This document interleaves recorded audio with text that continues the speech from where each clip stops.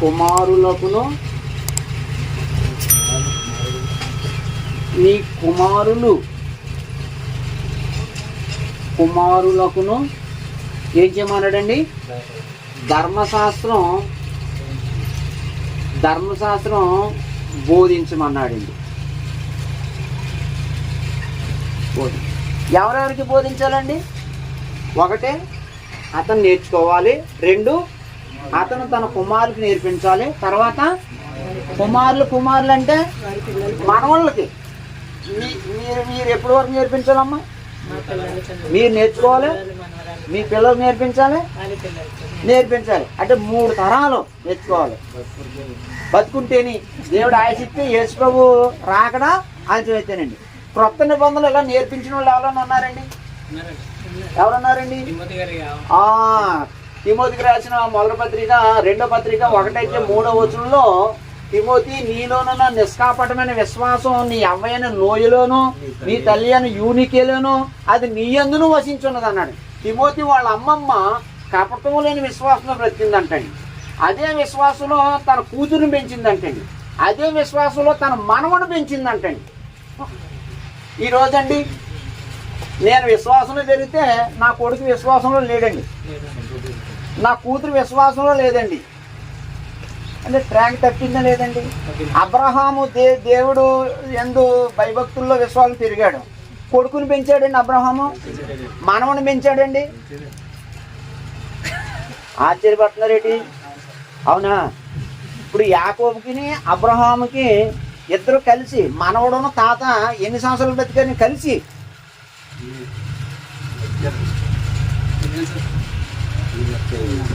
శేఖర్ గారు మీరు ఆనంద్ గారు మర్చిపోయారు, సాల్మాన్ గారు. ఇప్పుడు అబ్రహాం మనవడు ఎవరండి? మీరందరూ చాలా తెలివైన వాళ్ళండి, ఎవరో చెప్పకుండా అంటున్నారండి. అంటే ఏంటి? ఇప్పుడు నేను ఏం చేసుకోవాలి? దాన్ని దేనికి కరెక్ట్ చేసుకోవాలి? ఎలాగా?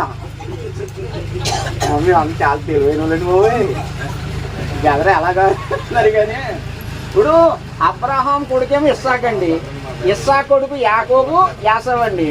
ఇప్పుడు అబ్రహాం మనవడు యాకోబును అబ్రహామును కలిసి ఎన్ని సంవత్సరాలు బతికారండి? నేను లేనిదేం అడగలేదండి, బైబిల్లో ఉన్నది అడిగానండి. ఎన్ని సంవత్సరాలు బతికారండి? 15 సంవత్సరాలు బతికారండి ఇద్దరు. 15 సంవత్సరాలు బతికారండి. నానా నాకు బోల్డ్ బంగారం ఉంది, బోల్డ్ గొర్రెలు మేకలు ఉన్నాయి, కానీ పునాది గల పట్టణం ఒకటి ఉంది, దానికోసం నేను డేరాలో బతికేస్తున్నాను. నువ్వు డేరాలో బతికే కొడుకు నేర్పించాడండి, మనవడు కూడా నేర్పించాడండి. వాళ్ళు ముగ్గురు డేరాల్లోనే బతికేసారండి చచ్చేంత వరకు. బిల్డింగ్లు కట్టుకోలేదండి, వాళ్ళు కట్టుకోలేదండి. అప్పుడు సర్వశక్తి గల దేవుడి పట్ల నేను భయభక్తుల్లో బతికాను, నువ్వు కూడా బతుకుని ఇస్సాకు నేర్పించాడండి, నువ్వు కూడా బతుకుని యాకోబు నేర్పించాడండి. 15 సంవత్సరాల తాత మనవడు కలిసి ఉన్నారండి. అది మీకు చిన్న నించేస్తాను. అబ్రహాము వయసు ఎంతో, అబ్రహాము వయసుకి ఏ సంవత్సరాల్లో ఇస్సాకు పుట్టాడో, ఇస్సాకు అబ్రహాంకు వయసు ఏ సంవత్సరాల్లో యాకోబు పుట్టాడో మీరు ఒకసారి ఆలోచన చేయండి. చేస్తే ఇది వచ్చేద్దండి, మనకి ఆ పేరు వచ్చేది. నేను ఇప్పుడు చెప్పను, చెప్పేస్తాను, కానీ మీ మైండ్కి పొదినెట్టులో నవను పెట్టండి, ఇంటికి వెళ్ళి పెట్టండి. ఓకే, మీ కుమారులకి ఏం చేయమంటున్నాడండి? మన దేవుడు వాక్యం నేర్పించాలి. మనమే కాదండి, మన పిల్లలకి నేర్పించాలి, మన భార్యకి నేర్పించాలి, మన మనవలకి దేవుడు వాక్యం నేర్పిస్తే దేవుడు వాక్యం పట్ల వాళ్ళ శ్రద్ధ ఎప్పుడైతే చూపారో దేవుడు వాక్యం వినడం ద్వారా విశ్వాసం పెరుగుతుంది. రోమపత్రిక 10:17 ప్రకారంగా వినటం వలన విశ్వాసం కలిగిన, వినుట క్రీస్తుని కూర్చున్న మాటల వలన కలిగిన. 1, 2 దేవుడి పట్ల భయభక్తులు ఏర్పడతాయి. 3 పాపం చేయడం భయపడతారు. 4 పరిశుద్ధంగా బ్రతుకుతారు. 5 దేవుడు వారిని గొప్పవారిని చేస్తాడు. బిడ్డలకి దేవుడి వాక్యము నేర్పించడం వల్ల ఆరోగ్యం. తర్వాత 4వ వచనం నుండి 7వ వచనం వరకు, 4వ వచనం నుంచి 7వ వచనం వరకు, ఇశ్రాయేలు వినుము, మన దేవుడైన యెహోవా అద్వితీయుడగు యెహోవా. జాగ్రత్త గుర్తుపెట్టుకోండి. నీ పూర్ణ హృదయంతోనూ, నీ పూర్ణ ఆత్మతోనూ, నీ పూర్ణ శక్తితోనూ నీ దేవుడని యెహోవాని ఏం చేయాలి? ప్రేమించాలి. మొట్టమొదట మన బిడ్డలకు నేర్పించవలసింది మొట్టమొదటి స్థానం దేవునికి ఇవ్వాలి. నీ పూర్ణ, నీ పూర్ణాత్మ, నీ పూర్ణబలతో మొట్టమొదటి ముందు దేవుడికి ప్రేమించు నువ్వు అని మన బిడ్డలకు నేర్పించాలి. ఎప్పుడు నేర్పించాలి? ఎప్పుడు నేర్పించాలంటే సామెతల గ్రంథం 22:6 బాలుడు నడవలసిన త్రోవను బాల్యము నుండే నేర్పమన్నాడు. ఎఫెసీ పత్రిక 4:6 తండ్రులారా మీ పిల్లలకి పాపం రాక ప్రభు యొక్క శిక్షలో బోధలో వారిని పెంచండి. ఎప్పుడు నుంచి పెంచాలి? సామెతల గ్రంథం 22:6 బాల్యము నుండే పెంచాలి. ఏం పెంచాలి? యూదులకు చెప్తున్నాడు ఇది ధర్మశాస్త్రం. మన పిల్లలు కూడా దేవుడి వాక్యం నేర్పించాలి. వీళ్ళకి ఎప్పుడు నేను నేర్పించమన్నాడు? బాల్యం నుండి. ఏమి నేర్పించాలి? మొట్టమొదట నాయన ఈ భూమిని చూసావా, ఈ కొండలు చూసావా, అగో ఆకాశంలో సూర్య నక్షత్రాలు చూసావా, ఇగో ఈ పక్షులు చూసావా, ఇగో నిన్ను చూసావా, ఇవన్నీ ఎవరు చూస్తారు తెలుసా? ఒక్కడే దేవుడు. అక్కడ ఉందండి కదా, ఒక్కడే దేవుడు. నీ దేవుడని యెహోవా అద్వితీయుడు, ఒకే ఒక్క దేవుడు అని నేర్పించాలి. 2, ఆ దేవుడే ఇవన్నీ కలుగు చేశాడు. ఆ దేవుని మొట్టమొదటి మనం ప్రేమించాలి. పొద్దున్నే లేచి మొట్టమొదటి సమయం దేవునికి ఇవ్వాలి. ఒకవేళ నీకు ఉద్యోగం వస్తే నీ చేతిలోంచి మొట్టమొదటి దేవునికి ఇవ్వాలి. ప్రతిదీ ఫస్ట్ ప్రయారిటీ ఎవరికి ఇవ్వాలి? దేవుడికి ఇవ్వాలని మన బిడ్డలకు 2వ స్టెప్ నేర్పించాలండి. పొద్దుటే మంచం దిగి మోకాళ్ళు వేయాలి నాన్న, పొద్దున్నే దేవుడితో మాట్లాడాలి నేర్పించాలి. దేవుడు అక్కడికి ఏ దేవుడు లేడని నేర్పించాలి. మొట్టమొదటి పాయింట్. 2వ పాయింట్, దేవుణ్ణి ప్రేమించాలి. నువ్వు మొట్టమొదటి ప్రేమించాలి. తర్వాత మమ్మల్ని అయినా సరే, మాకంటే ముందు ఎవరిని ప్రేమించాలి? దేవుని. ఇప్పుడు అన్ని ప్రేమించిన తర్వాత ఏదైనా చిన్న ఖాళీ ఉంటే అప్పుడు దేవుడి దగ్గరికి వస్తున్నాం, లేకపోతే లేదండి. దేవుడు లాస్ట్ పెడుతున్నాం అండి. అంటే దేవుడు ఎప్పుడైనా మొట్టమొదటి స్థానాన్ని కోరుకున్నాడండి. దేవుడు ఎక్కడ చూసినా సరే, ఆదిలో నుంచి చూసినా సరే మొట్టమొదటి స్థానాన్ని కోరుకున్నాడండి. నాకంటే తండ్రినైనా తల్లినైనా ఎక్కువ ప్రేమించాడు నాకు పాత్రుడు కాడు చెప్పాడు. 2, దేవుణ్ణి ప్రేమించాలి. తర్వాత అండి నేడు 8:6 వచనం.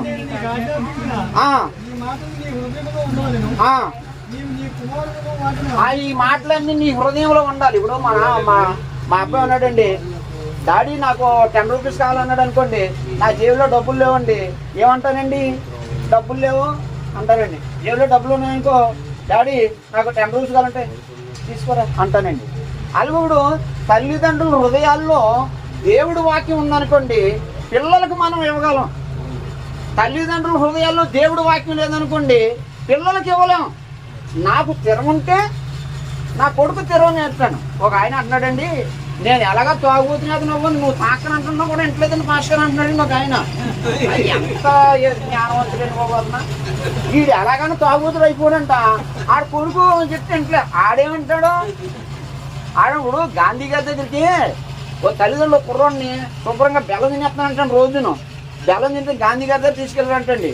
ఏంటో ఎలాగొచ్చారంటే గాంధీ గారు అన్నాడంట, మా అబ్బాయి బెల్లం తినేస్తానండి రోజును, మీరు పెద్దది కదండి, మీ మాట చెప్తే వింటాడని తీసుకొచ్చాను బాబు అంటే, ఎవరైనా బెల్లం తింటున్నావా అన్నాడు. తింటున్నాను తాతయ్య గారు అన్నాడంటే. అమ్మ ఒక వారం రోజులు పోయిందా తీసుకెళ్ళండి అన్నాడంటే. తీసుకురండి. ఒక వారం రోజులు పోయిన తర్వాత తీసుకొచ్చారంటే, ఎవరైనా బెల్లం తిన్నాను ఇంక నువ్వు బెల్లం తినకో అన్నాడంటే.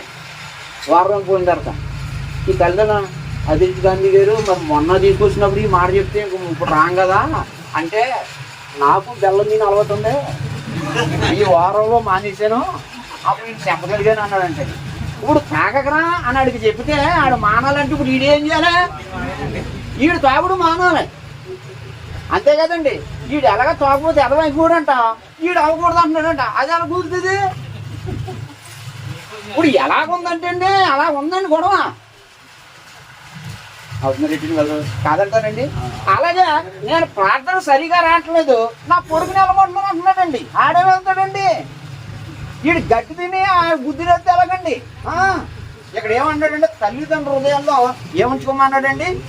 నీ హృదయంలో నీ నువ్వు దేవుడు వాక్యం ఉంచుకో అన్నాడండి. నీ కుమారులకును వాడిని అభ్యసింపజేయి అంటే ప్రాక్టికల్. నీ బిడ్డలకి పైనేమో బోధ నేర్పించమంటున్నాడు, రెండు ప్రాక్టికల్ అనుభవం పెట్టమన్నాడు. నాయన మోకాళ్ళు వేద్దాం, మోకాళ్ళి అంటే ఏదండి వాళ్ళు బైబిల్ చదువుకోవచ్చు, చదువుకోరండి వాళ్ళు అంటే తల్లిదండ్రులకు ఏం చేయాలండి ప్రాక్టికల్ అభ్యసింపజేయడం ప్రాక్టికల్గా నేర్పించడం. వాళ్ళకి ఎవరు తీసుకుంటున్నాడండి? అమ్మేమో వదినమ్మ సీరియల్ చూస్తుంది, నువ్వు బైబిల్ చదువుకొని చదువుతాడండి, నువ్వు టీవీ చూడమ్మా నేను ఫ్రీ ఫైర్ ఆడుకుంటాను అంటున్నాడండి. సెల్ ఫోన్లోనండి చందమామ రాయే, జాబిల్లి రాయే, బండెక్కి రాయే, బంతిపూదేవే అని ముద్దెట్టుకోరండి ఇన్నాళ్ళు పిల్లలకి. అదిగో భూషోడు, ఇదిగో దొంగ, అదిగో భూషోడు అని ముద్దెట్టుకోరండి. ఇప్పుడు అలా కదండి సెల్ ఫోన్ ఇచ్చేస్తున్నారండి ముద్దలాంటి. ఆ సెల్ ఫోన్ ఎంత మారిపోయిందండి కాలం. సెల్ ఫోన్ అయిపోతే తిండి తింటలేదు, ఏడుతున్నాడండి. ఎన్నాళ్ళు ఆ మాటలు ఈ మాటలు మీద తినిపించేవారండి. బయటకు వచ్చి చందమాన్ చూడు, జాబిల్లి చూడు వస్తుంది అనేవారండి. అలా చెప్పి మొదలు ఇప్పుడు అంతా మారిపోయిందండి. ఇక్కడ దేవుడు ఏం చెప్తాడంటే ఇక్కడేమో బోధించమన్నాడు 3 తరం వరకు, ఇక్కడేమో అభ్యసింపజేయమన్నాడండి. ఏం చేయమన్నాడండి అక్కడ? నీ కుమారునికి అభ్యసింపజేయ ఎలా చేయమంటున్నాడండి? అది కూర్చున్నప్పుడు దేవుడు వాక్యం కోసం మాట్లాడాలి. ఒరే ఎందుకురా ఎద్దులో ఉన్న అదవాళ్ళు చూడు, అబద్ధం ఆడి ఎక్కడికోపోయో తెచ్చి 3 మేళలు వేసాడు, నువ్వు ఉన్నావు ఎందుకు? అది నేర్పించడం కాదండి. ఆడ దొంగోడాడు మోసం చేసి 3 మేళలు వేసాడు నీ కొడుకు, అది కాదు నేర్పించడం. దేవుడు వాక్యం నేర్పించు, నీతి నేర్పించు, నీతిగా బ్రతుకు, గంజి తాగినా పర్వాలేదు, యథార్థంగా బ్రతుకు, ఇల్లు లేకపోతే చెట్టు నిండు ఉన్నా పర్వాలేదు, అలాంటి నీతి నేర్పించాలంటే బిడ్డలకి. అంతేగా లాన్నే ఉన్న చూసి ఆడికిలా చేయండి అన్న కాదండి. ఒకటి నీ ఇంట కూర్చున్నదప్పుడును, 2 త్రోవ నడిచినప్పుడును, పండుకున్నప్పుడును, లేచినప్పుడును వాటిని కూర్చే మాట్లాడాలి. తల్లిదండ్రులు ఇంటి దగ్గర ఏం చేయమంటున్నాడండి? ఏం చేయమంటాడండి బెదరు? 1 కూర్చున్నప్పుడు దేవుడి వాక్యం మాట్లాడాలి, 2 నడిచినప్పుడు దేవుడి వాక్యం మాట్లాడాలి, 3 పండుకున్నప్పుడు దేవుడి వాక్యం మాట్లాడాలి, 4 లేచినప్పుడు. అంటే రోజుకు 4 సార్లు దేవుడి వాక్యాన్ని నేర్పించమంటున్నాడండి. అంటే నీవు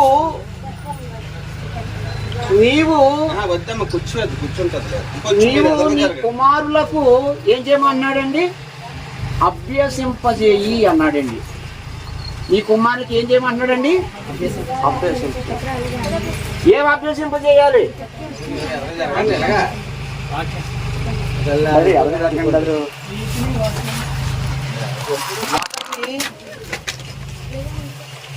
ఉపకారం అపకారం చెప్పాలి.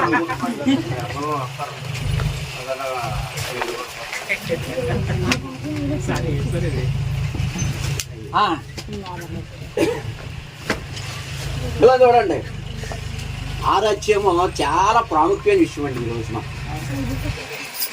నీవు నేర్చుకోవాలి. ఫస్ట్ నీ కుమారులకి నేర్పించాలి, తర్వాత నీ మనవలకి, అంటే 3 తరాల వరకు దేవుడి వాక్యాన్ని నేర్పించాలండి. 3 తరాల వరకు దేవుడి వాక్యం నేర్పించాలంటే నువ్వు ముందు నేర్చుకొని ఉండాలండి. తర్వాత నీ కుమారులకు నేర్పించాలి, తర్వాత నీ మనవలకు నేర్పించాలి. నేనున్నాను, నా కొడుకు నేర్పించాలి, నా మనవలకు నేర్పించాలి. బెదర్ అన్నట్టు ఆయుష్కాలం ఉంటే దేవుడి చిత్తమైతే, యేసుప్రభు రాకడ ఆలస్యమైతే నా మీద ఇంత బాధ్యత ఉంది. 2 నేర్పించిన తరువాత ఆ నేర్పించింది అమల్లోకి రావాలంటే వాళ్ళ జీవితాల్లో అన్వయం చేసి దాన్ని ప్రాక్టికల్లో పెట్టాలి. అంటే నీవు నీ కుమారుడికి వాటిని ఏం చేయాలండి? అభ్యసింపజేయాలండి. పిల్లలకి నువ్వు ప్రాక్టికల్గా ముందు నువ్వు నేర్పించు. నువ్వు అభ్యసింపజేయడం అంటే ఒకళ్ళు వేసుకో, వాక్యం చదువుకో, రోజు సువార్తికులే కాదండి, క్రైస్తవులే కాదండి, ఎల్కేజీ పిల్లలు రోజు వెళ్ళి స్కూల్కి వెళ్ళి చదివినట్టుగా చదువుకోవాలండి. అది పొద్దున్న లేచి ఈగిని ఎరబూసుకొని సీపేట్ వేసుకోవడం కాదండి. ముందు ప్రార్థన చేసుకోవాలండి, బిడ్డలకు అలా నేర్పించాలండి. అలాగే కుటుంబం తయారవుతే దేవుడు ఏలుబడి కింద సాగుతుందండి. దేవుడు ఏలుబడి కింద కుటుంబం సాగినప్పుడు ఆ కుటుంబానికి లోటు ఉండదండి. దేవుడు ఏలుబడి కింద సాగిన ఇశ్రాయేలీయులకి 40 రోజులు నడిస్తే చెట్లు అరగలేదంటాడు, గడ్డాలు మాయలేదంటాడు, బట్టలు మనం వేసుకున్న బట్టలు సాయంకాలం అయిపోతాయండి. 40 సంవత్సరాలు ఒకే చేత అంటండి వాళ్ళకి, 40 సంవత్సరాలకి ఒకే చెప్పాడు అంటండి వాళ్ళకి. ఒక చెప్పాడు అంటే 2 అడుగుంటుంది. గడ్డ మాయలేదంటే, చెట్లు అనలేదంటే, బట్టలు మాయలేదంట, అందరూ వండిన వంటకం వాళ్ళు వండుకోలేదంటే, తినలేదంటండి. అందరూ నూతుల్లో చెరువులో నీళ్ళు అని తాగలేదన్న ప్రత్యేకం అండి. వాడు దేవుని రాజ్యం ఏలుబడిలో ఉన్నారు కాబట్టి ఆ ప్రత్యేకత స్పెషాలిటీ ఉందండి. అలాగే మన కుటుంబం దేవుని రాజ్యం ఏలుబడిలో సాగిందనుకోండి, అలాగే ఉంటుందండి. అలాగే ఉంటుందండి. నువ్వు ఎడారిలో ఉండు, లోటు ఉండదండి. మన కుటుంబం అలాగా ఈ దేవుడు ఏలుబడిలో సాగాలంటే నెంబర్ 1 ముందు ఇక్కడ స్టాండర్డ్ అవ్వాలండి. ఎక్కడ స్టాండర్డ్ అవ్వాలండి? 2 తల్లిదండ్రులుగా నువ్వు స్టాండర్డ్ అవ్వాలి. తల్లిదండ్రులుగా నువ్వు స్టాండర్డ్ అవ్వాలి. అప్పుడు నీ కుటుంబం దేవుడు ఏలుబడి కింద వెళ్ళిపోతుంది. నీ కొడుకుని అమెరికా వదిలే, ఎక్కడ పాకిస్తాన్ వదిలే. నా కొడుకు ఏం తప్పు చేస్తాను నువ్వు అనుకోకుండా గుండె మీద చేసుకొచ్చండి. ఇది ఎక్కేస్తే నర్మారాల్లోకి ఎక్కేస్తే పరిస్థితి కొడుతుంది. నేను పరిశుద్ధంగా బ్రతకాలి, నా దేవుడు పాపం చేస్తే నన్ను క్షమించడు, నన్ను నాశనం చేస్తాడనే సంగతి మన బిడ్డలు తెలిసే వరకు చేయి పట్టుకొని ఉండాలండి. అలా పట్టుకుని ఉండాలండి. అలా నేర్పించుకున్నాడు. ఇశ్రాయేలుకి చెప్పిన మాటలే. కానీ మనం దీన్ని ఇప్పుడు ఏం చేసుకుంటున్నామంటే కొత్త నిబంధనలో వృత్తుల్లోకి మన బిడ్డలను ఇలాగే చెయ్యాలి. ఇలా చేయాలి. మనం ఏం చేస్తున్నాం అంటే, డాడీ నేను రాండ్రుడి నాకు కొంచెం బాగాలేదు అంటే టీవీ చూసుకోమ్మా, ఇగో రిమోట్ మేము వెళ్ళి వచ్చేస్తాం అంటున్నారండి, వెళ్ళేస్తున్నారండి. అలా వదలకూడదు. ఏంటి కొత్త నిబంధన ఏం చెప్పిందండి? తండ్రులారా మీ పిల్లల కోపం రేపగా ప్రభు యొక్క శిక్షలో బాగా అంటమలరా టీవీ దగ్గర వదిలేసి వచ్చాడు మీరు అన్నాడా? అంటారు పెంచాలన్నాడండి. మరి ఏరేంటి బెదరు మీ పిల్లలందరూ ఏరేంటి బెదరు అంటే ఆ వాక్యాన్ని మనం ఏం చేసేయండి బెదరు? ఈ వాక్యాన్ని మనం ఏం చేసేయండి బెదరు? ఈ బేరాన్ని మనం ఏం చేసేయండి బెదరు? నెరవేర్చలేదండి. మనం ఆజ్ఞ అతిక్రమమే పాపం, పాపం వల్ల జీతం. అటువంటి మనం ఏం చేస్తున్నామండి? అర్థమైందండి కదా? అంటే మనం ఎప్పుడు వరకు పెంచాలండి? ఇప్పుడు మాట్లాడలేదు ఎవరు. తర్వాత నేర్పించిన తర్వాత ఏం చేయాలండి? ప్రాక్టికల్ పెట్టాలి వాళ్ళందరూ. అలాగైతే కుటుంబాలు బాగుపడతాయండి. బ్రహ్మాండ ధైర్యపోతుంది కుటుంబాలు, చాలా బాగా ధైర్యపోతుంది కుటుంబాలు.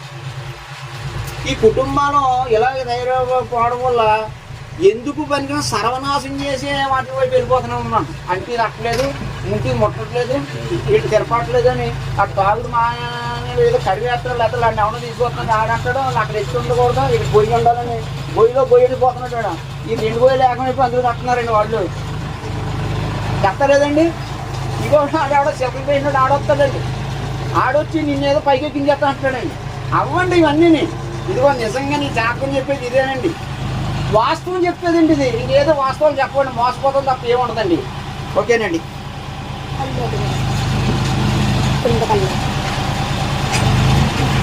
బెదరు 9 వరకు అండి బెదరు. 10 అండి, 10 నుండి అండి బెదరు. 10 నుండి 15 అండి బెదరు. 10 నుండి 15 అండి బెదరు. 17, 12 వచ్చింది చదవండి బెదరు. దాసులు ఐగుప్తు దేశం నుండి అంటే దేవుణ్ణి ఏం చేయకూడదండి? దేవుణ్ణి మరువకూడదు. దేవుణ్ణి ఏం చేయకూడదండి? మరువకూడదు. దేవుణ్ణి మర్చిపోండి మనం. మర్చిపోతాం, చాలా మంది మర్చిపోతారండి. ఆ తర్వాత దాంట్లోకి వెళ్దామండి మనం. తర్వాత దేవుణ్ణి ఏ విషయాల్లో మర్చిపోకూడదండి మనం. ఏ విషయాల్లో బాధలు వచ్చినా సరే, ఏమొచ్చినా సరే దేవుణ్ణి ఏం చేయకూడదండి? మర్చిపోకూడదు. తర్వాత అండి 16 నుండి అండి 19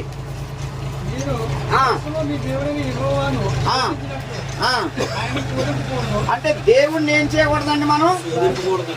దేవుణ్ణి శోధింపకూడదు. దేవుణ్ణి ఏం చేయకూడదండి?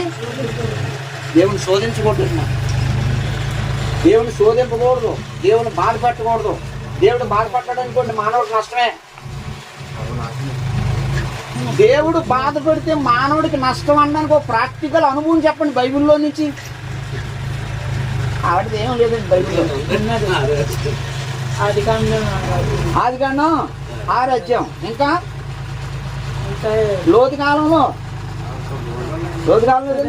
బైబిల్లో ఎన్ని లేవండి, అన్నీ ఉందండి. నరులను చేసినందుకు దేవుడు సంతాపం తన హృదయంలో నొచ్చుకొని ఈ మనుషులు హృదయ ఆలోచన కేవలం ఎల్లప్పుడు చెడ్డదని దేవుడు ఎంచి ఇదిగో జలపడానికి శుభ్రం నాణ్యం మారుతున్నా అన్నాడండి. దేవుడు బాధపడ్డా మానవుడికి నష్టమే. దేవుడు సంతోషిస్తే మానవుడికి మేలే. దేవుడిని శోధింపకూడదండి, దేవుడిని బాధపడుతుంది. ఎప్పుడు 20 వచ్చింది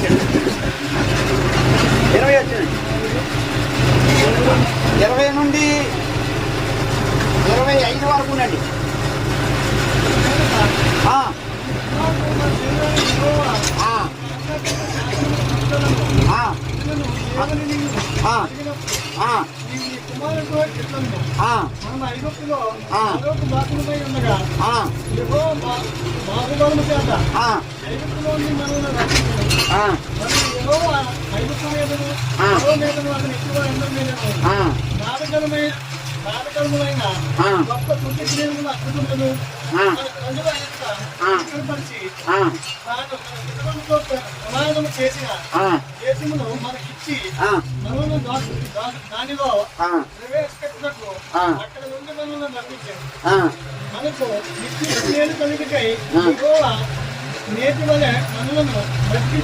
ఓకే అండి కదా, ఇక్కడ ఏమంటున్నాడంటే ఈ పేరాలో దేవుడు చేసిన కార్యములను పిల్లలకి ఏం చేయాలి అంటున్నాడండి, నేర్పించాలి అన్నాడండి.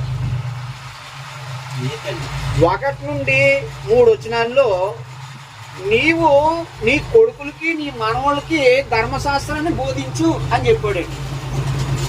4 నుంచి 9 వచనాల్లో వాటిని నీ బిడ్డలకి అభ్యసింపు చేయి అంటే ప్రాక్టికల్గా వాళ్ళకి ఆచరణ పెట్టన్నాడండి.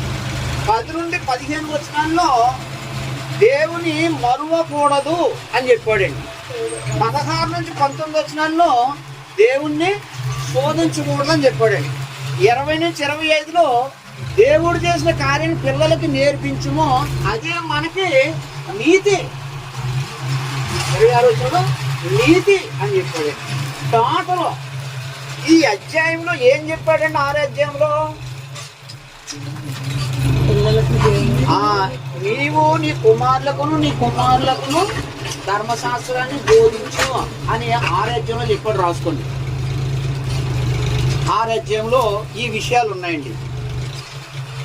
7 అధ్యాయం అండి. 7 అధ్యాయం అండి కదా, 7 అధ్యాయం అండి.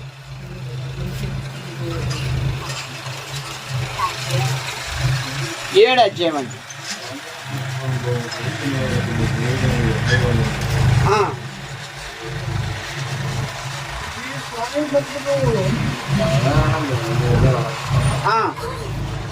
ఏడు అధ్యాయం అండి బెదరు 3వ వచనం నుంచి నీవు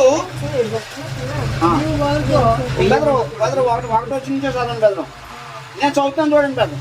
నీవు స్వాధీనపరచుకొని పోవు దేశంలోనికి నీ దేవుడని యెహోవా నిన్ను చేర్చి బహుజనులను అనగా సంఖ్యకును బలమునకును నిన్ను మించిన అక్కడ చూసుకోండి హిత్తీయులు, గెర్గేసీయులు, అమోరీలు, కనానీయులు, పెరిజ్జీలు, హివ్వీలు, యోబీసీలను 7 జనములను నీ ఎదుటి నుండి వెళ్ళగొట్టిన తరువాత నీ దేవుడనే యెహోవా వారిని నీకు అప్పగించినప్పుడు నీవు వారిని ఏం చేయమన్నాడండి? ఆ 7 జాతుల్లో ఏం చేయమన్నాడండి? ఇక్కడ జాతి గుర్తు పెట్టుకోండి. హతము చేయము, వారిని నిర్మూలము చేయవలెను, వారితో నిబంధన చేసుకొనకూడదు, వారిని కనికరింపకూడదు. 3వ వచనం నీవు వారితో వియ్యమందకూడదు, వారి కుమారునికి నీ కుమార్తెను ఇయ్యకూడదు, నీ కుమారునికి వాని కుమార్తెను పుచ్చుకొనకూడదు, నన్ను అనుసరింపకుండా ఇతర దేవతలు పూజించినట్లు నీ కుమారుని వారు మళ్లించెదరు. అందును బట్టి యెహోవా కోపాగ్ని నా మీద రగులుకొని ఆయన నిన్ను త్వరగా నశింపజేయును. అంటే ఒక మాటలో రాసేస్తానండి. అన్యులతో వియ్యమందకూడదు, అన్యులతో వియ్యమందకూడదు అంటే ముందు ఒక విషయం చెప్పాడు, కారణాన్ని నాపం చేయమని చెప్పాడు. అయితే ఇక్కడ అన్యులతో ఎందుకు వీయమందకూడదండి? ఒకటి, నీ కుమారుణ్ణి వారికి ఇవ్వకూడదు, వారి కుమార్తెకు ఇవ్వకూడదు, నీ కూతుర్ని వారి కుమారుడికి ఇవ్వకూడదు అన్నాడండి. ఎందుకు ఇవ్వకూడదు? ఎందుకు చెప్పాడమ్మా దేవుడు అన్యులకి నా కూతుర్ని అన్యుడికి ఇవ్వకూడదు, అన్యుడి కొడుక్కి నా కొడుకునేమో అన్యుడి కూతురు ఇవ్వకూడదు, అన్యుడి కొడుకు నా కూతురు ఇవ్వకూడదు అని దేవుడు చెప్పాడు. ఎందుకు ఇవ్వకూడదు చెప్పండి ఇక్కడ? ఎందుకు ఇవ్వకూడదండి బదులు? ఏంటి బదులు తిప్పేస్తారు. ఇంకా ఆ తిప్పేస్తే ఏమవుతుందంట?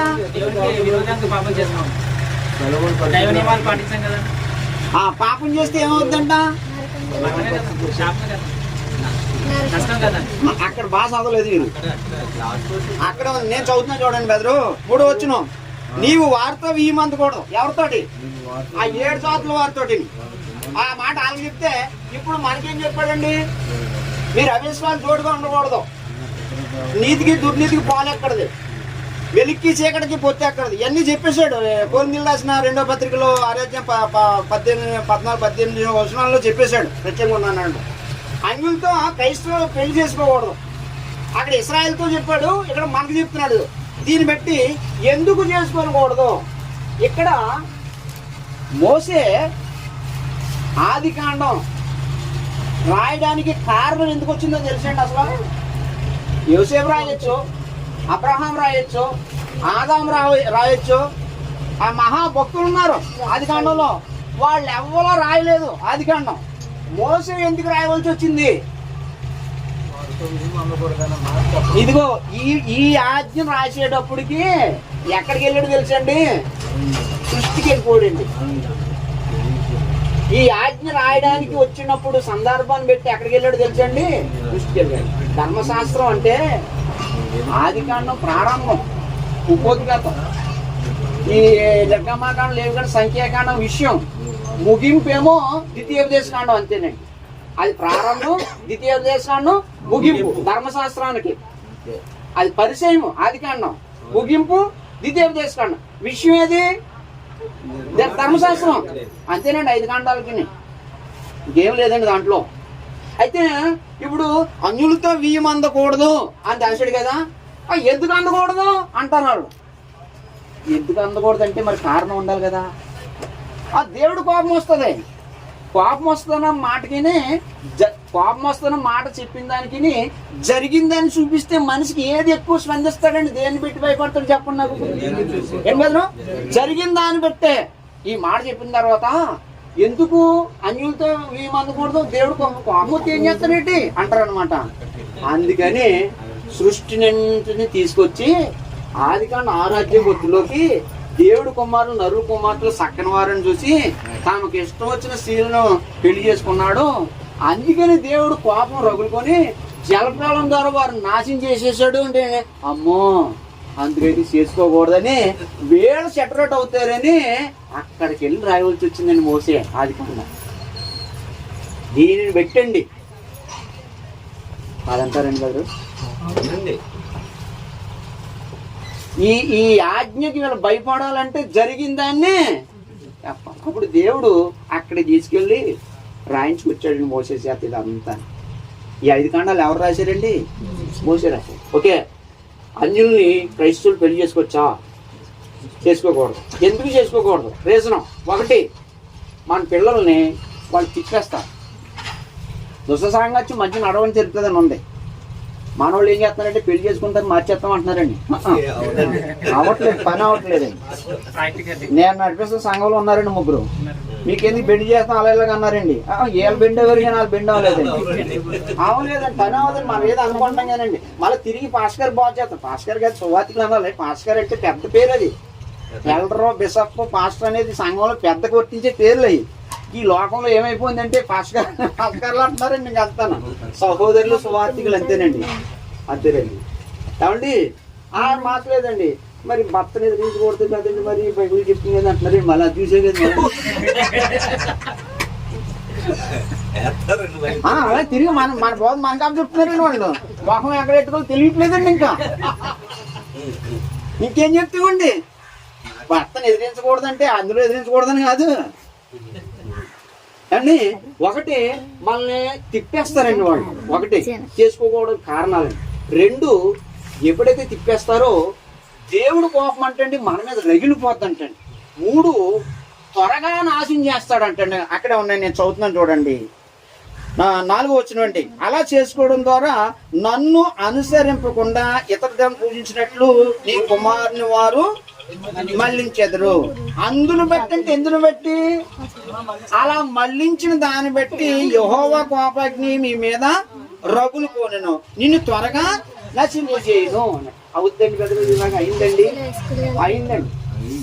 ఆయనకంటే ముందు అంత జ్ఞాని లేడు, ఆయన తర్వాత ఇప్పటికీ అంత జ్ఞాని లేడు. సొలొమోను ఇలా నిలబడితే, ఆయన భక్తి శ్రద్ధలకు ఇలా నిలబడితే పరమందున్న దేవుడు దిగొచ్చి అంటాడు, సొలొమోను నీకేం కావాలి కోరుకో అన్నాడు. అమ్మా, దేవుడు రాత్రికి వచ్చి, నీ పేరేంటారమ్మా? అమ్మా భగవతి, నీకేం కావాలి కోరుకో తల్లి అన్నాడానికి ఏం కోరుకుంటామ్మా? నవ్వు కోరుకుంటా. మరి ఏదో చెప్పు, మరి ఏం కోరుకుంటా చెప్పమ్మా. నన్ను అడిగితే తండ్రి నాకు ఇంకా జ్ఞానం ఉంది, కొంచెం జ్ఞానం ఈ తండ్రి, ఏదో సువార్త ప్రకటించాలని, ఇంకా నా ఆత్మను రక్షించడానికి నాకు ద్వారం తీరని అడుగుతానండి. మీలో ఎవరికైనా సాగర్ మీకు నేను దొరికాను, అమ్మ బాబు నేను దొరికాను అన్నాడా? ఏం కాదండి, కొంచెం ఆలోచన చేయాలండి. ఏం కాదండి, ఇప్పుడు మన దగ్గరికి దేవుడు వచ్చి ఏం కావాలని కోరుకుంటే మనకున్న అవసరతలే కోరుకుంటామండి మనం. కానీ సొలొమోను దగ్గర దేవుడు వచ్చి, సొలొమోను ఏం కావాలో కోరుకుంటాడండి. అంత భక్తి ఉండేవాడండి సొలొమోను. దేవుడే దిగొచ్చేసి ఏం కావాలి కోరుకుంటున్నాడండి సొలొమోను. అంత భక్తి నిష్ఠగలవాడండి సొలొమోను. నేను చిన్నవాడిని, నీ ప్రజలు నాకు అప్పచెప్పారు, నీతి న్యాయాల్లో వాళ్ళని నడిపించి పాలించడానికి నాకు కొంత జ్ఞానమే తండ్రి అని అడిగాడు. దేవుడు ఆశ్చర్యపోయి, అరే రే రే సొలొమోను ఏం కావాలో కోరుకొని అడిగినప్పుడు శత్రువులు చేసే బలం ఇయ్యి, నాకు ఆస్తిపాస్తులు ఇయ్యి అడుగుతావు అనుకున్నాను. కానీ నా బిడ్డలు నా కొరకు పెంచడానికి జ్ఞానం అడిగా సొలొమోను, నువ్వు ఎంత గొప్పవాడు సొలొమోను. దేవుడు మెచ్చుకొని, నీ అంతటి జ్ఞాని నీకు ముందు లేడు, నీ తర్వాత ఉన్నాడు, అంత జ్ఞానం ఇస్తున్నాను, దాంతోపాటు ఐశ్వర్యాలు నీకు కలుగు చేస్తున్నాను అన్నాడని సొలొమోను. అలాంటి సొలొమోను, అలాంటి నిష్ఠ భక్తి కలిగి దేవుడే దిగు వచ్చి ఏం కావాలో కోరుకోను అన్న పరిస్థితిలో సొలొమోను అన్య స్త్రీలను మోహించి కామాతుకు అలవాడైపోతే, సొలొమోను యెరూషలేములో బంగారు దేవాలను కట్టించి కలగ వైకుంఠం కింద ఉంటే అది ఈ అన్య స్త్రీలు ఏం చేశారు తెలుసండి? సొలొమోన్ని తిప్పేశారు. రాజులు మొదటి గ్రంథం 11వ అధ్యాయంలో మీరు అయితే చదువుకొని మీరు పోయి, దేవుడు బతిమాలినా కూడా ఎంత రాలేదండి, భ్రష్టుడు అయిపోయాడండి, విగ్రహాలని పూజించేవాడండి. తిప్పేశారండి అన్య స్త్రీలు, ఖచ్చితంగా తిప్పేస్తారండి. నాశనం అయిపోయాడు చూడండి. లగ్జరీ అన్ని దేశాలు పన్ను కట్టియండి, ట్యాక్స్ కట్టేవారండి. ఈ లగ్జరీకి భార్యలు, ఏమండి నాకు బొమ్మ కావాలి, మీరు కావాలి అనేది భార్య అంటే ఏం చేస్తాం, తప్పదు, లేకపోతే గిన్నెలు పైకి ఎగిరిపోతాయి. తినకపోతే ఏమంటుందండి, ఏమండి మా అమ్మ దగ్గరికి వెళ్దామండి, భక్తి ఆడుతుందండి, దగ్గరికి వచ్చి భక్తి ఆడుతుంటుందండి. మొన్న వెళ్ళావు కదా, మళ్ళీ అప్పుడు ఏంటని అనుకో అనబెట్టండి, ఉన్నా ఆగా ఇప్పుడు కంగారు లేదు, ఇప్పుడు అనొచ్చే అంటదండి. ఆ మాట ఎదిరించేసేవానండి. బాబోయ్ ఎట్నే ఆడదే ఆది పరాశక్తి కదండి. అలాగా ఈ లాలన పాలన చేసి సొలొమోను ఏం చేశారంటే వీళ్ళు తిప్పేస్తే దేవుడు దూరం అయిపోయాడు సొలొమోను. అలా మన బిడ్డలు తిప్పలేరండి బెదరు, అంత జ్ఞానే లొంగిపోయినప్పుడు. సంసోను లొంగిపోడు కదండి బెదరు, లొంగిపోడు కదండి. అందుకని క్రైస్తవులు ఏం చేయాలంటే, క్రైస్తవులనే పెళ్లి చేసుకోవాలండి. మీ కుటుంబాలు క్షేమంగా ఉండాలంటే, ఒకవేళ మీ మేనమామ ఉన్నాడా, మీ మేనగాళ్ళు ఉందా, మీ అక్కగారు అమ్మాయిలు ఉన్నారా, మీ బంధువులు ఉన్నారా, చేసుకోండి, తప్పులేదు. అయితే దైవజనులు ఉన్నారు, తీసుకొని వెళ్ళి వాక్యం చెప్పించి బాప్తిసం ఇప్పించి ఆరాధనలో ఒక 2 నెలలు నడిపించి అప్పుడు వివాహం చేసుకోండి, తప్పు లేదండి. తప్పు లేదండి. పెళ్ళి అవ్వక మార్చేస్తాంలేండి, మన దగ్గరికి వస్తారంటే అవ్వదు పని. సొలొమోన్ కావలేదు అక్కడ. బలం జ్ఞానం పనిచేయలేదని స్త్రీ దగ్గర. అంతే ఎందుకండి, సాతాన్ని ఎదిరించిన వీరుడు ఎవరండి? ఆదాము. సాతాన్ని ఎదిరించాడండి, సాతానికి లొంగలేదండి. కానీ ఆదాము లేని టైం చూసి అవ దగ్గరికి వెళ్ళి అవని పడగొడితే అవ 2 పొల్లెట్టుకెళ్ళి ఆదాం గిత్తులోకి ఆ పండు తినొద్దు అన్నాడు కదా, నువ్వెందుకు తిన్నా మళ్ళీ ఎక్కడ చెప్తున్నావు అన్న డైలాగ్ అనాలి. ఒక డైలాగ్ కూడా మాట్లాడలేదండి. మరి అమ్మ ఏం చేసింది అక్కడ? మరి ఆదాముని ఏం చేసిందా? సాతాన్ని ఎదిరించేసినాడు. ఎక్కడ ఒక మాట కూడా మాట్లాడలేదని రికార్డు లేదండి. మరి ఒక మాట మాట్లాడినట్టు అటుకున్నట్టు తినేటట్టు మరి ఏం చేసిందో తెలియదండి. నవంబర్ నాకు తెలియదండి. స్త్రీలో అంత మ్యాగ్నెట్ ఉందేమో నాకు తెలియదండి. ఏది ఏమైనా ఇక్కడ మనం గ్రహించి ఎన్ని ఎందుకు చెప్తున్నానంటే ఒక సరదాగా ఉన్నట్టు మీకు ఉందేమో, కానీ ఏది ఏమైనా మనము అన్యులు వివాహం చేసుకుంటే ఎంతటి బలవంతులైనా దేన్ని ఎదిరించినా అక్కడ మాత్రం మనం ఎదిరించలేం. ఆ ప్రాబ్లం రాకుండా ఉండాలి. దేవుడు పరిశుద్ధతను కోరుకున్నాడు, పరిశుద్ధ సమాజాన్ని కోరుకున్నాడు. అందులోనే నేను ఉండాలి. ఆ పరిశుద్ధ సమాజమే నాకు అర్పించాలి ఆత్మ సంబంధన బలులని దేవుడు కోరుకున్నాడు. దేవుడు చిత్తాన్ని ఎరిగిన వాళ్ళు ఏం చేయాలంటే అది ఖచ్చితంగా పాటించాలి. ఖచ్చితంగా వాళ్ళు క్రీస్తు సంఘస్థులా కాదా, డినామినేషన్ అయినా పర్లేదు, ముందు సంబంధం కాదు, ముందు వాక్యం కండిషన్ బట్టి. మీరు మా దాంట్లోకి వస్తారా? అయ్యో మా దైవజనులు ఉన్నారు, మేము తీసుకొస్తాం, వాక్యం నేర్పిస్తాం. వాక్యం నేర్చుకొని మార్పించుకొని బాప్తిజం పొందిన తర్వాత పెళ్లి చేసుకున్న తర్వాత ఇంక మీ ఇంటికాడ ఉంటాను కదా కోడలు, కానీ ఇంకా మీరు ఎక్కడికి వెళ్తే అక్కడికి వస్తాను కదా, అప్పుడు మారుతానంటే పని అవదు. అవదు ఏమండి, మా అమ్మగారు ప్రార్థన పెట్టుకుంటున్నారు, మనం వెళ్ళాలని మా అమ్మ బాధపడుతుందంటే ఎందుకు అందులోకి అన్నాడు అనుకో, ఎందుకు అందులోకి అనడానికి పెడత మొఖం వేసి ఇంట్లో పోద్దండి. ఇంట్లో పోతే పని అవదండి. అవదండి, ఇంకా అవదు, పని అవదు. ఏమండి అంటారు, అవదు. ఇంకా నువ్వు ఎక్కడ పోవాలి, ఏ పార్కో పోవాలి, ఎక్కడికో పోవాలి, ఏ చెట్టు కిందకో లేని అందరూ చేతారో సమాధికి పోయి కొంచెం అలాగే ధ్యానించి ఇంటికి రాలి పని అవ్వదు. కొంతమంది పార్కులంటే పోయి కొంచెం తాగు ఎందుకనుకుంటారు, ఇంటికాడ ఆడమంది సమస్యలు పెట్టానండి. నిజమేనండి.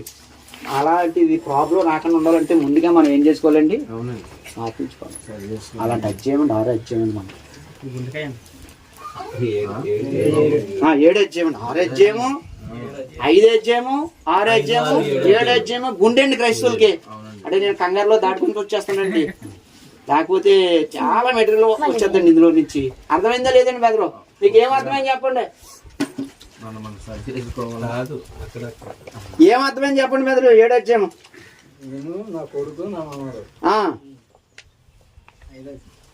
కాదండి 7 అధ్యాయం ఇప్పుడు ఏం చెప్తారు? 7 అధ్యాయం అండి.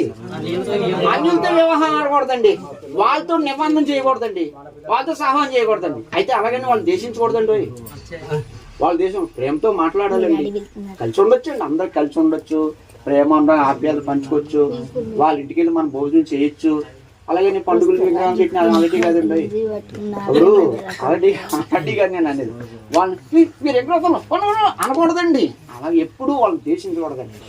క్రైస్తవులుగా మనం వాళ్ళని ప్రేమించాలి, గౌరవించాలి, అనురాగ ఆప్యాయతలు పంచుకోవాలి. కానీ సహవాసానికి ఒత్తుల్లోకి, నిబంధన ఒత్తుల్లోకి మాత్రము అక్కడ మాత్రం అడ్డుగోడ చేసుకోవాలి. అడ్డుకొచ్చి కనిపించారా మేము తినకూడదు అలా చెప్పకూడదండి. బెదరు మీరంటే నాకు చాలా ఇష్టం అండి. బెదరు మీరంటే మాకు ప్రాణం అండి, మేము తింటామండి. అయితే ఈ విషయంలో కొంచెం మమ్మల్ని క్షమించండి బతికాను. ఇంకో తర్వాత భోజనం వెళ్ళండి, మేము వచ్చేస్తాం, అందరూ వచ్చేస్తాం, మేము తినేస్తాం. అలాగంటే అలా కోపం వస్తుందండి. చిచ్చి ఇతరుల మేము తినకూడతాం ఎప్పుడు దాకండి అంటే నాకు ఎలా ఉంటుందండి. అది ఎలా చెప్పే మాట, కానీ అలా చెప్తే ఇంకోలా ఉంటుందండి, ఉండదండి. అలాగా వాళ్ళని ఎందుకంటే వాళ్ళని అలా స్నేహం చేసి అలా చేసుకుంటే రేపు పొద్దుట ఇలాంటి సేవకుతో మీటింగ్ వేసుకున్నారో బెదరు అంటే అలాగే భోజనం చేసి ఎందుకంటే 2 మాట్లాడినానికి వస్తారా రారా, ముందు ఎలాగని ఎత్తే మొన్న మేము అట్లెత్తే అలాగన్నా ఈరోజు ఎలాగకపోతే అందరండి. అది కొంచెం అది మనం మెలగాలండి సమాజంలో, దాన్ని మెలగాలి. ఇప్పుడు కొంతమంది అలాగ అంటలేదు, మొఖాల మీద ఎక్కి అంటున్నారండి, అంతే అది కసిక్కిపోతుందండి. అలాగే వాళ్ళ మాదిరిని మనం కంటించుకోవద్దని కాదండి, అలా కాదండి, అలాగే వద్దు. జాగ్రత్తగా అదేనండి. ఇప్పుడు యేసుప్రభు గారు ఉన్నారండి, యూదులకి సమరయులకి పడదు. అవునండి. యోహాను 4వ అధ్యాయంలో ఎలా డీల్ చేశాడండి యేసుప్రభు గారు? అవునండి. సామ్రాజ్యం ఎలా డీల్ చేశాడండి? ఎలాంటి మాటలు మాట్లాడి దాన్ని తీసుకొచ్చాడండి? పౌలు వెళ్ళాడండి, ఏదెన్స్ పట్టణం వెళ్ళాడండి, విగ్రహాలతో నిండిపోయిన పట్టణం అండి, ఎలా డీల్ చేయండి? అబ్బో మీరు చాలా భక్తి పనులు, చాలా దేవతా భక్తి, అబ్బబ్బా మీ భక్తి చూస్తే నాకే తెలియదు, అయితే ఒక తెలియబడిన దేవుడు నేను గుర్తు రాసేసారా, ఆ దేవుడు చెప్తున్నాను అందుకని తక్కువ మారిపోయాను చాలా. అలాగే అలా డీల్ చేస్తే వెళ్ళి మాట్లాడండి. ఓకే అండి బెదరు, ఓకే అండి. 14 నుండి 26 వచ్చిన వరకు దేవుని మాట వింటే ఆశీర్వాదాలండి బెదరు, రాసేసుకోండి బెదరు. దేవుని మాట వింటే ఆశీర్వాదాలండి. 7వ అధ్యాయం అండి. 7వ అధ్యాయంలో ఏముందండి బెదరు? కానానీయులు చేయవలసింది కానానీయులతో వీయమందకూడదు. 7వ అధ్యాయంలో 2 విషయాలు ఉన్నాయండి. కొన్ని అన్యులతో వీయమందకూడదని రాసేసుకోండి. అంటే అన్యులతో అనేది మనకు సంబంధించింది, అక్కడ కానాలి అలాగే అంటే 2 ఇశ్రాయేలీలు ఉన్న వాళ్ళందరూ అంజలి ఆ కాలంలో వాళ్ళకి. ఇప్పుడు క్రైస్తవులు ఉన్న వాళ్ళందరూ అంజలి. 8వ అధ్యాయం అండి బెదరు, 8వ అధ్యాయం అండి బెదరు. 7వ అధ్యాయం అన్యులతో వియ్యం అందకూడదండి బెదరు. ఏంటి బెదరు? 8వ అధ్యాయం అండి బెదరు, 8వ అధ్యాయం అండి బెదరు, 8వ అధ్యాయం అండి బెదరు. 1 నుండి 8వ అధ్యాయం 1 నుండి 20 వచ్చినాలండి బెదరు.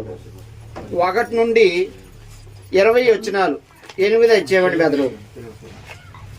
1 నుంచి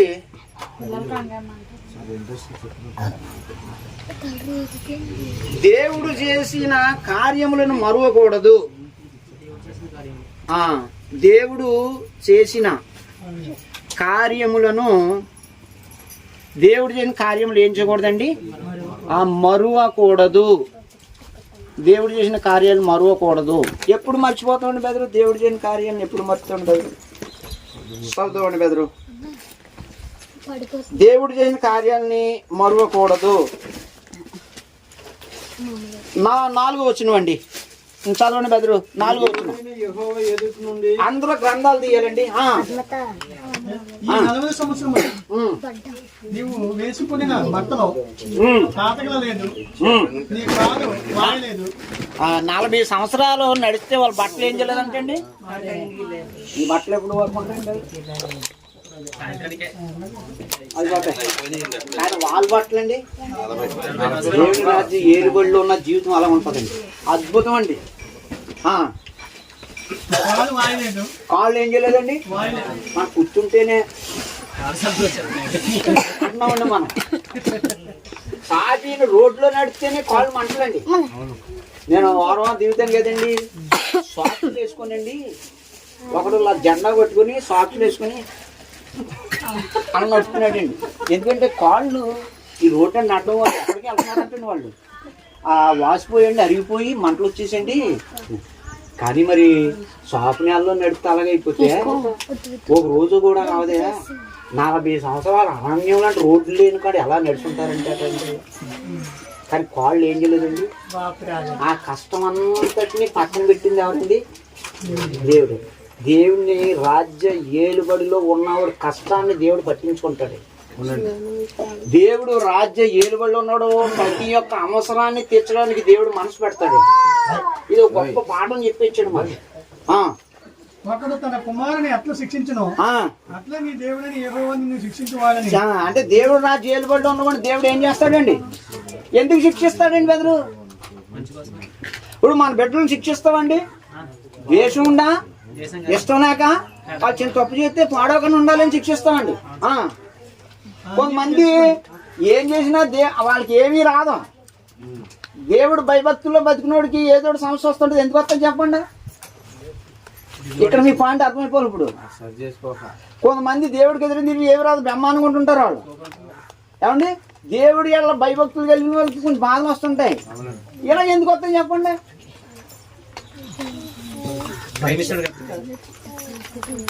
ఒక ఉదాహరణ చెప్తాను. మా అబ్బాయి ఉన్నాడండి, మా ఇంటి పక్కన అబ్బాయి ఉన్నారండి. ఎదురు దెబ్బలాడుకున్నారండి. మా అబ్బాయిని నేను కొట్టానండి. కానీ వాళ్ళ అబ్బాయిని కొట్టలేదండి నేను. కారణం ఏంటి? ఓరు బాబు. ఇంకా ఇలాంటి తప్పు చేయకురా నాన్న, కొంచెం జాగ్రత్త. అదే మా అబ్బాయిని కొట్టి నాన్న కూడా ఎందుకు కొట్టలేదు అంటున్నాను. అది నా పాయింట్. అతనే ఆడు నా కొడుకు కదండి. ఆడు ఎవడాడు? వీడు నా కొడుకు కాబట్టి నేను కొట్టాను. అలాగే దేవుడి బిడ్డల్ని దేవుడు కొడతాడు. జాగ్రత్త తన బిడ్డలుగా పాడైపోకుండా ఉండడానికి. మరి దేవుడిని విడిచిపెట్టిన నేను ఆడికి ఏ శ్రమలు ఎందుకు రావట్లేదంటే దేవుడు వదిలేసాడండి. ఆడు హ్యాపీడు ఎక్కడికి? ఏసీ ప్లేస్ అక్కడికి వెళ్ళిపోతున్నాడు, వదిలేసాడు. ఈడు వెళ్ళకూడదు, ఎందుకంటే ఆయన కొడుకు ఈయన. నా కొడుకు పాడకూడదు, నా దగ్గర రావాలని. అందుకే చిన్న చిన్న బాధలు మనకి ఇబ్బందులు వస్తుంటాయి దేవుడి బిడ్డలుగాను. కానీ వాళ్ళని ఎందుకు రావంటే నేను ఎంత బతికి చేస్తున్నాను, నేను బాగా వచ్చేస్తున్నాయి. ఆడి దేవుడు అంటే పడదు, ఏమో ఆడే బ్రహ్మాండంగా ఉన్నాడంటే ఆడికి నీకు తేడాడు తెలుసా? నీకు తండ్రి ఉన్నాడు, ఆడికి తండ్రి లేడు. నీకు ఆస్తి ఉంది, ఆడికి ఆస్తి లేదు. నీకు క్షేమం ఆనందం ఉంది, ఆడికి ఏమో నరకం ఉంది. తేడా అదే కాదంటారండి. అందుకు దులిపేడండి కాదంటారండి. ఓకే, ఆయన మార్గంలో నడుచుకున్నట్లు ఆయనకు భయపడినట్లును నీ దేవుడని యెహోవా ఆజ్ఞలను ఏం చేయాలి? నువ్వు గైకొనాలా?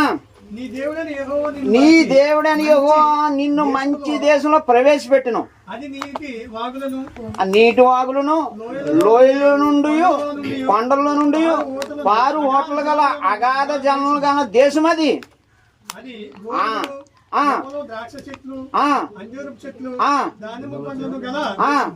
దేశము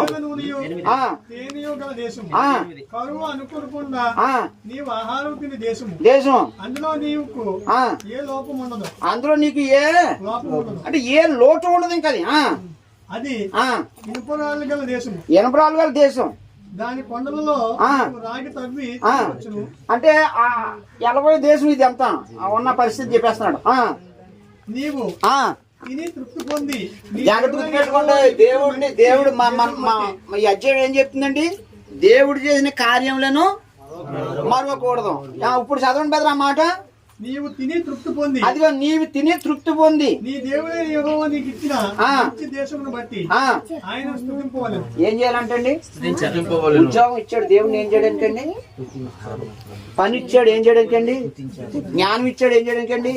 చదువు ఇచ్చాడు ఏం చేయడానికండి? తెలివితేటలు ఇచ్చాడు ఏం చేయడానికండి? ఏమండి ఇవన్నీ దేవుడు ఇచ్చిన ప్రతి దాన్ని బట్టి ఏం చేయడానికండి? బండి ఇచ్చాడు ఏం చేయడానికండి?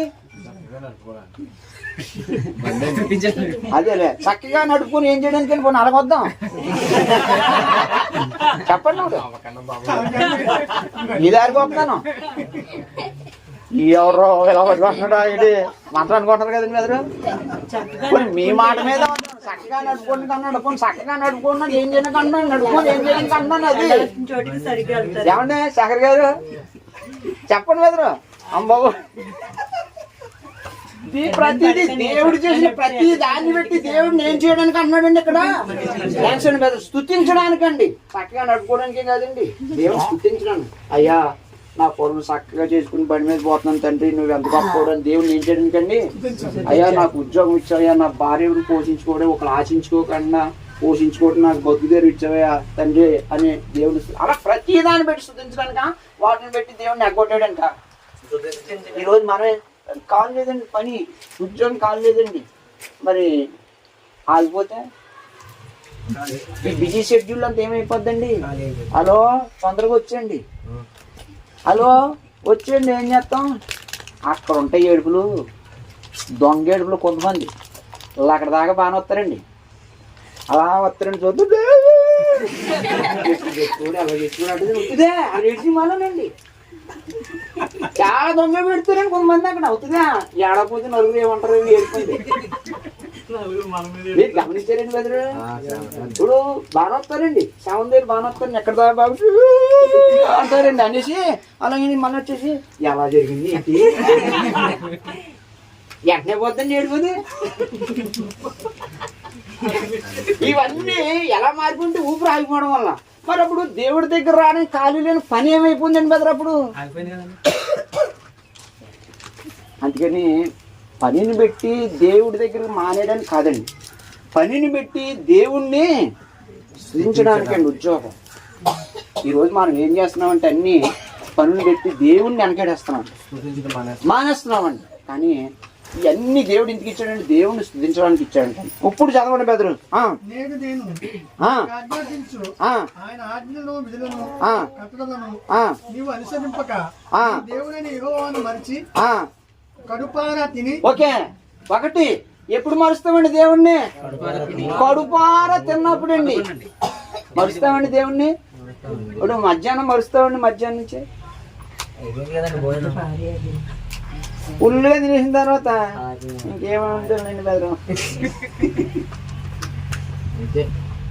దేవుణ్ణి ఎప్పుడు మరుస్తాడు అంటే అండి అన్నిటికన్నీ సాగిపోయినప్పుడు ఇంక దేవుడు అవసరం లేదండి. నువ్వు దేవుడి కార్యం మరువకూడదంటే అర్థం ఏంటంటే ఫుల్గా కడుపారా 5 ఏళ్ళు నోట్లో పోయి ఏ లోటు లేనప్పుడు దేవుడిని ఏం చేస్తాడండి మనిషి? కానీ అవన్నీ ఎందుకు ఇచ్చాడండి? దేవుడిని స్తుతించడానికి ఇస్తే దేవుడు మర్చిపోతున్నారు అంటే. తర్వాత మంచి ఇండ్లు కట్టించుకొని 2 మంచి ఇండ్లు కట్టించుకొని అక్క చేయించుకొని ఏసీ పెట్టించుకొని హోమ్ థియేటర్ పెట్టుకొని పెద్ద టీవీ గోడకి పెట్టుకొని సోఫా సెట్ వేసుకొని కొడుకు మీద పేలాలకుండా పెట్టుకొని చూస్తూ ఉంటే మర్చిపోడండి దేవుణ్ణి. అవుతున్నారు ఏంటండి?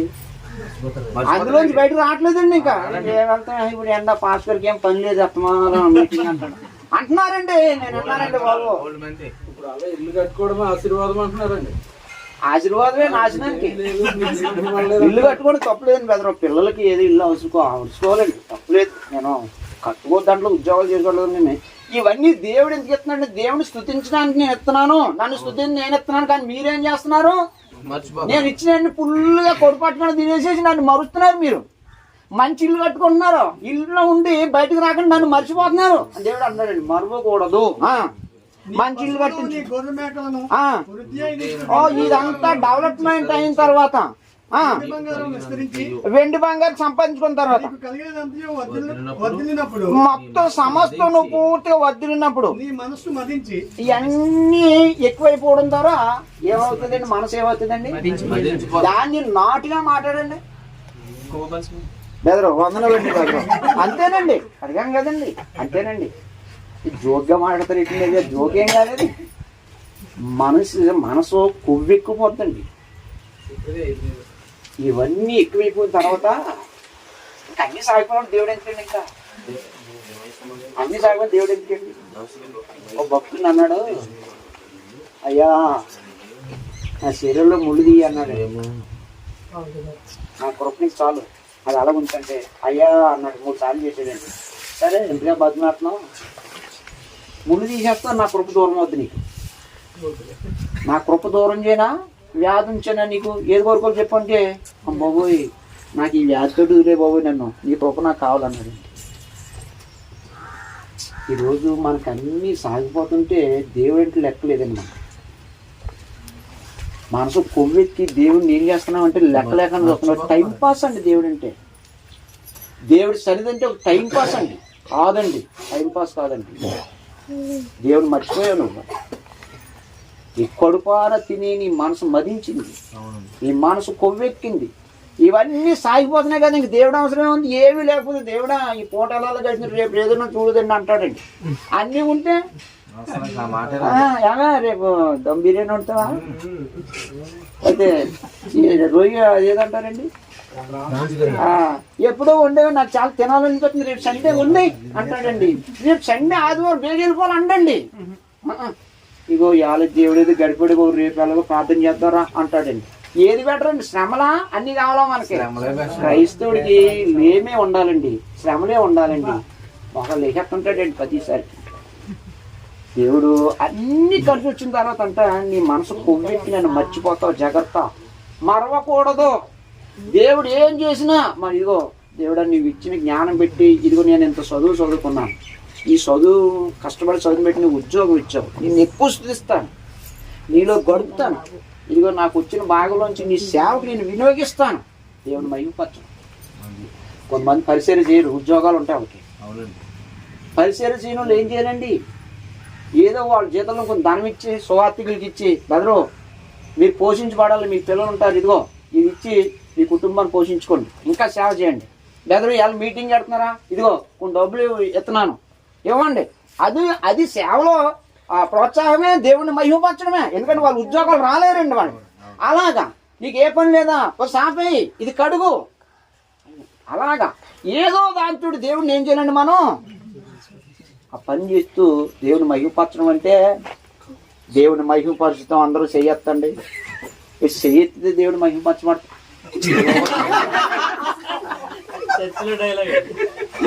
బయట చూస్తున్నానండి, మనమందరం చేతులు ఎత్తి దేవుని మహిమపరుచుతాం అంటున్నాడండి. అంటే చేతులు ఎత్తి దేవుడు మహిమపరచబడతాడా? అలాగైతే ఇక్కడ దాకా రావడం ఎందుకు, ఇంటికాడ ఉండి. యేసు ప్రభువు గారు చెప్పారండి, యేసు ప్రభువు గారు 17 అధ్యాయులు ఏం చెప్పాడంటే, చేయుటకు నీవు నాకు ఇచ్చిన పని సంపూర్ణంగా నెరవేర్చి నిన్ను మహిమపరిచితనే అన్నాడండి. దేవుడు చిత్తాన్ని జరిగించి దేవుడు పరిచర్యని మనం జరిగిస్తే దేవుడు మహిమపరచబడతాడు. అదండి అలాగంటే ఎత్తి మహిమపరచబడటం బాబు అర్థం కావట్లేదు.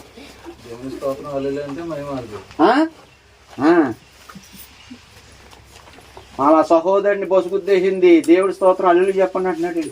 బొసుగుద్ది అల్లు చెప్పండి, చెప్తలేదండి. అది చెప్తాడండి, ఒక ఆయన చెప్తాడండి. ఈడెవడ చచ్చిపోతే అంటే తిరమారం లేని మాటలండి ఇవన్నీ. ఇవన్నీ చాలా ఇదైపోయిందండి. గ్రంథం పక్కకు పోయిందండి, ఏ తెచ్చిపెట్టేశారండి. దేవుడు బిడ్డలారా జాగ్రత్తగా మనం గుర్తుపెట్టుకోవాలి. ద్వితీయోపదేశ కాండం పొలంలోపు పొయ్యి ఇచ్చినట్టుగా ఉక్కు మామూలు పుస్తకం కదండి. కంగారు లేకుండా ఒక చదివితే మరి గుండెలు పిండేద్దని చెప్తుంది దేవుడు. దాసులు గృహమైన ఐగుప్తు దేశంలో నుండి నిన్ను రప్పించిన నీ దేవుడైన యెహోవాను 16 వచనానికి వచ్చండి. తుదకు నీకు మేలు చేయవాలని నేను అనుచుటకు శోధించుటకు నీ పితృలు ఎరగని మన్నానుతో అరణ్యంలో నిన్ను పోషించును. అయితే మీరేమనుకుంటున్నారు, మా సామర్థ్యము మా బాహుబలము అనుకుందరేమో అంటారండి. ఈ నీళ్ళు కట్టారు అనుకోండి, ఆ బెదరు ఎంత కష్టపడ్డారంటే బెదరు, ఎన్ని పురాకులు పడ్డదంటే బెదరు బాబో ఈ ఇల్లు కట్టడానికండి నేను అంటాడండి. కష్టపడి నేను డిగ్రీ సంపాదించానండి. నిజమే, కష్టం లేకుండా అది నాదో. అయితే ఇక్కడ సామాజ్యం, ఇల్లు కట్టడానికి సామాజ్యం ఇచ్చింది ఎవరు? చదువుకోవడానికి సామాజ్యం ఇచ్చింది ఎవరు? ఉద్యోగం కోసం సామాజ్యం ఇచ్చింది ఎవరు? ప్రతి దానికి సామాజ్యం ఇచ్చింది ఎవరు? అయితే మనమేమంటామంటే ఇక్కడ మా సామాజ్యం పెట్టే నేను చదువుకున్నాను, మా సామాజ్యం పెట్టే ఇల్లు కట్టాను, మా సామాజ్యం పెట్టే నేను ఉద్యోగం సంపాదించుకున్నాను, మా సామాజ్యం పెట్టే నేను ప్రపంచం వెళ్తాను అంటాడంట. అలా కాదు, మీకు సామాజ్యం ఇచ్చింది నేను. ఇది దీన్ని బట్టి మనం ఏం మాట్లాడాలండి? ఇప్పుడు ఇల్లు కడితే సామాజ్యం ఇచ్చింది ఎవరండి? దేవుడండి. దేవుడండి. బిడ్డలనే కనడానికి సామాజ్యం ఇచ్చింది ఎవరండి? పని చేసుకోవడం సామాజ్యం ఇచ్చింది ఎవరండి? అన్నిటికీ సామాజ్యం ఇచ్చింది దేవుడండి. ఎప్పుడు ఇదేం కాదండి, మనది ఏం కాదండి, మన దేవుడు లేదండి. అందులో దేవుడు సామాజ్యం ఇచ్చేనే. దేవుడు ఊపిరి జీవం ఇస్తే ఈ ప్రాణంతో బ్రతుకుంటాం, బ్రతుకుంది ఏదైనా మనం చేయగలం. ఇది లేకపోతే ఏది చేయలేం. అపోస్తలుల కార్యాలు అంటాడు 17 అధ్యాయము 25 వచనంలో 24 వచనంలో, ఆయన జగత్తును సమస్తను నిర్మించిన దేవుడు తానే ఆకాశానికి భూమికి ప్రభువై ఉన్నాడు. నష్టకృతమైన ఆలయములలో ఆయన నివసించడు, ఆయనకి ఏదైనా పొదువైన మనుషులు చేతులతో సేవించబడివాడు ఆడు అని చెప్పి ఆయన అందరికీ జీవమును ఊపిరిని సమస్తం దయచేసి ఉన్నాడు కనుక అని చెప్పేసి 28 వచనానికి వెళ్తే, మనం ఆయన ఎందుకు బ్రతుకుతున్నాము, చలిస్తున్నాము, ఉనికి కలిగి ఉన్నాము. మనం ఉనికి ఎలా కలిగి ఉన్నాము? చలిస్తున్నాం కాబట్టి. ఎలా చలిస్తున్నాము? బ్రతుకుతున్నాం కాబట్టి. ఎలా బ్రతుకుతున్నాము? ఆయన జీవము ఊపిరి ఇవ్వడం పెట్టండి. అద్భుతం అండి అది. దాన్ని బట్టి మనం చేయగలుగుతున్నాం అండి. అది ఎక్కడేమంటున్నారంట, మా సామర్థ్యం కొలితే మేము అన్ని సంపాదించుకున్నాము, మా సామర్థ్యం కొలితే ఇవన్నీ చేసుకున్నామని అనుకుందరేమో.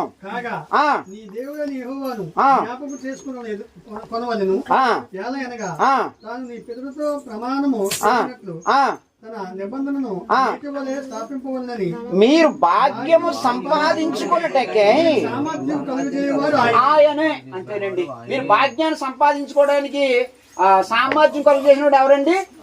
దేవుడే. దీన్ని బట్టి మనకి ఏమర్థమైంది చెప్పండి? ఈ అధ్యాయంలో దేవుడు చేసిన కార్యములు ఏం చేయకూడదండి, మర్చిపోకూడదు. మర్చిపోవడానికి కారణాలు చెప్పాడు. ఏంటండి?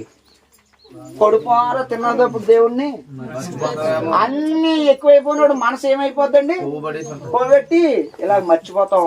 మర్చిపోకూడదు, ఎప్పుడు మర్చిపోకూడదు. 8 అధ్యాయంలో చెప్పాడు. కృతజ్ఞత కోటాలు చెప్పొచ్చండి. ఇది ఈ అధ్యాయము ఓ 3 పాయింట్లు డివైడ్ చేసుకుని, ఏబిసి పాయింట్లు డివైడ్ చేసుకుని మంచి పాఠం చెప్పేచ్చాడు. అలా కొత్త నిబంధనకి వెళ్ళి దేవుడు క్రీస్తునందు మనకేం చేశాడు ఉపకారాలు, ఆత్మ సంబంధ ఆశీర్వాదాలు ఎపిసి పత్రిక 1:3 మన ప్రభువైన తండ్రి అనేది దేవుడు స్తుతించబడిన ఆయన పరలోక విషయంలో ఆత్మ సంబంధం ప్రతి ఆశీర్వాదమును క్రీస్తునందు మనకు అనుగ్రహించాడు. ఏటి ఆశీర్వాదాలు ఈరోజు మర్చిపోకూడదు. అలా చెప్పి ముగించే ఒక అద్భుతం పాఠం ఉండేది. ఈ అధ్యాయం తీసుకుని 3 పాఠాలు, వేల పాఠాలు ఉన్నాయండి ఇందులో. మీరు చదివి అర్థం చేసుకుని టాలెంట్ ఉంటే ఎక్కడ తీసి వచ్చండి ఎక్కడికి. ఓకే, 9 అధ్యాయం అండి. 9 అధ్యాయం అండి. కానాను ఇచ్చుటకు కారణాలు చెప్పాడండి బెదరు. 1 అధ్యాయం అంటే పేపర్ ఉన్నాయి నాకు, మరి బుక్ అవ్వట్లేదండి బెదరు. ఏమో మరి ఆయన అవగొట్టేమన్నారండి. అవగొట్టేమన్నాడంటే వెళ్ళిపోతాను, మరి రైమని పోతాను. ఇక ఇలా వెళ్ళాలంటే నాకు మరి అవదండి. అంటే ఈ అధ్యాయాలు ఏ దాటిపోవచ్చండి, జాగ్రత్తగా ఇందులో దాటించేది ఏది ఉందండి. ఈ దాటించేస్తే ఇంక బుక్ చెప్పుకాకర్లు వద్దండి.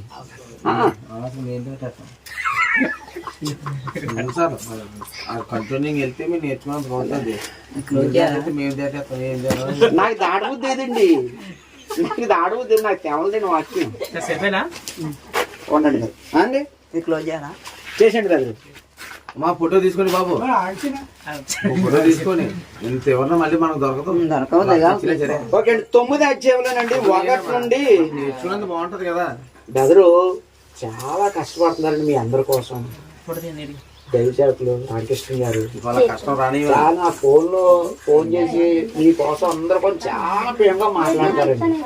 సహోదరులు అందరూ మంచోళ్ళండి, వాళ్ళు బాగా నేర్చుకునే వాళ్ళండి, వాళ్ళు బాగా తయారు చేయాలండి అని బెదరు ఫోన్ నాకు మాట్లాడారు. చాలా మంచి వ్యక్తి అండి రామకృష్ణ గారు. యథార్థం పనిచేస్తున్నారండి. సేవ కొరకేనండి ఆయన తాపత్రయపడేది. ఎప్పుడు వారి బిడ్డల కోసం కానీ వారి కుటుంబం కోసం కానీ వారి ఇంట్లో ఇబ్బందులు ఎప్పుడు నాకు చెప్పలేదండి. సేవ కొరకేనండి వెళ్ళడం. నిజంగా మంచి పని చేస్తున్నారండి. పుస్తకాలు ట్రైనింగ్ స్కూల్లో నేర్పిస్తారండి.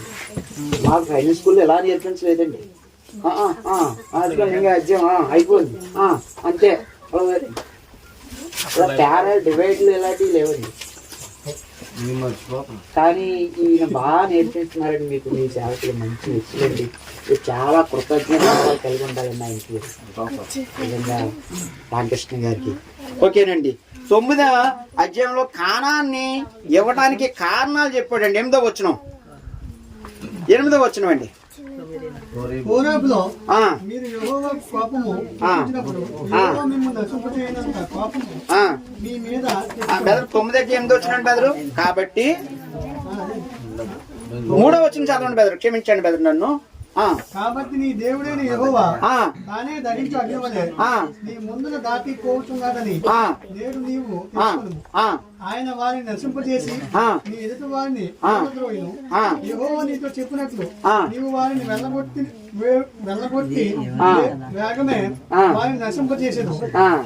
నీ దేవుడైన యెహోవా నీ ఎదుటి నుండి వారిని తోలివేసిన తర్వాత నేను ఈ దేశమును స్వాధీనపరుచుకున్నట్లుగా యెహోవా నా నీతిని బట్టి నన్ను ప్రవేశపెట్టినని అనుకోవద్దు. ఏమనుకోద్దేలో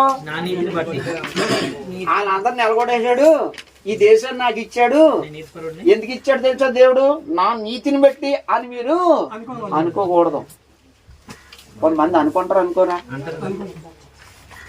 బెదరొచ్చి ఇక్కడ ప్రార్థన చేస్తారని కానీ నా విధానాన్ని బట్టి అని అనుకుంటారు, అనుకోరా? ఆడు అలాంటి పని చేస్తాను కదా నేను అనుకోలేదు, నేను నీతి పొందని అనుకుంటారు, అనుకోరండి. ఎప్పుడు అలాగ అనుకోకూడదు, అతిశయించకూడదండి. దేవుడి పట్ల యేసు పట్ల గర్వించాలి తప్ప మనం గర్వించినంత ఏమీ మనలో ఏమీ లేదు. మనం ఏమీ లేదని సున్నాగాడి మనం అంటాం. ఏమో ఒకవేళ మీరు గొప్ప వాళ్ళు అయితే అవ్వచ్చు, నేను సున్నాగాడినే ఏమండి. నా నీతిని బట్టి కానాన్ దేశం నాకు ఇచ్చాడని మీరు అనుకోకూడదు. కారణం ఉందా లేదండి? ఉన్నది. ఇవ్వడానికి కారణం ఈ జనుల బట్టి ఎదుట నుండి వారిని వెళ్ళగొట్టున్నారు. ఎందుకు వాళ్ళని నెలగొట్టాడండి? అంటే దేవుడికి పక్షపాతం ఉండొచ్చా? వాళ్ళు ఎవరో దేశంలో ఉంటే వాళ్ళు నెలగొడేసి వీళ్ళకి ఇచ్చాడు అంటే పక్షపాతం కదా అంటాడు బయటోడు. వీళ్ళని ఎందుకు వెళ్ళగొట్టేసాడు? అబ్రాహాంతో చెప్పాడు 15 అధ్యాయంలో, అప్పుడే చెప్పేశాడు వాళ్ళ పాపం ఇంకా పరిపూర్ణం కాలేదనేసి. వీళ్ళు మహాభయంకరమైన పాపులు. అంటే ఇక్కడ మీకు చిన్న విషయం చెప్పాలండి. నేను ఇప్పుడు ఐగుప్తు ఉందండి, కానాన్ ఉందండి. వీళ్ళు ఐగుప్తు నుంచి ఎక్కడికి వెళ్తున్నారండి? కానానికి వెళ్తున్నారండి. జాతి గుర్తుపెట్టుకోండి. ఐగుప్తు సంస్కృతి ఏంటండి?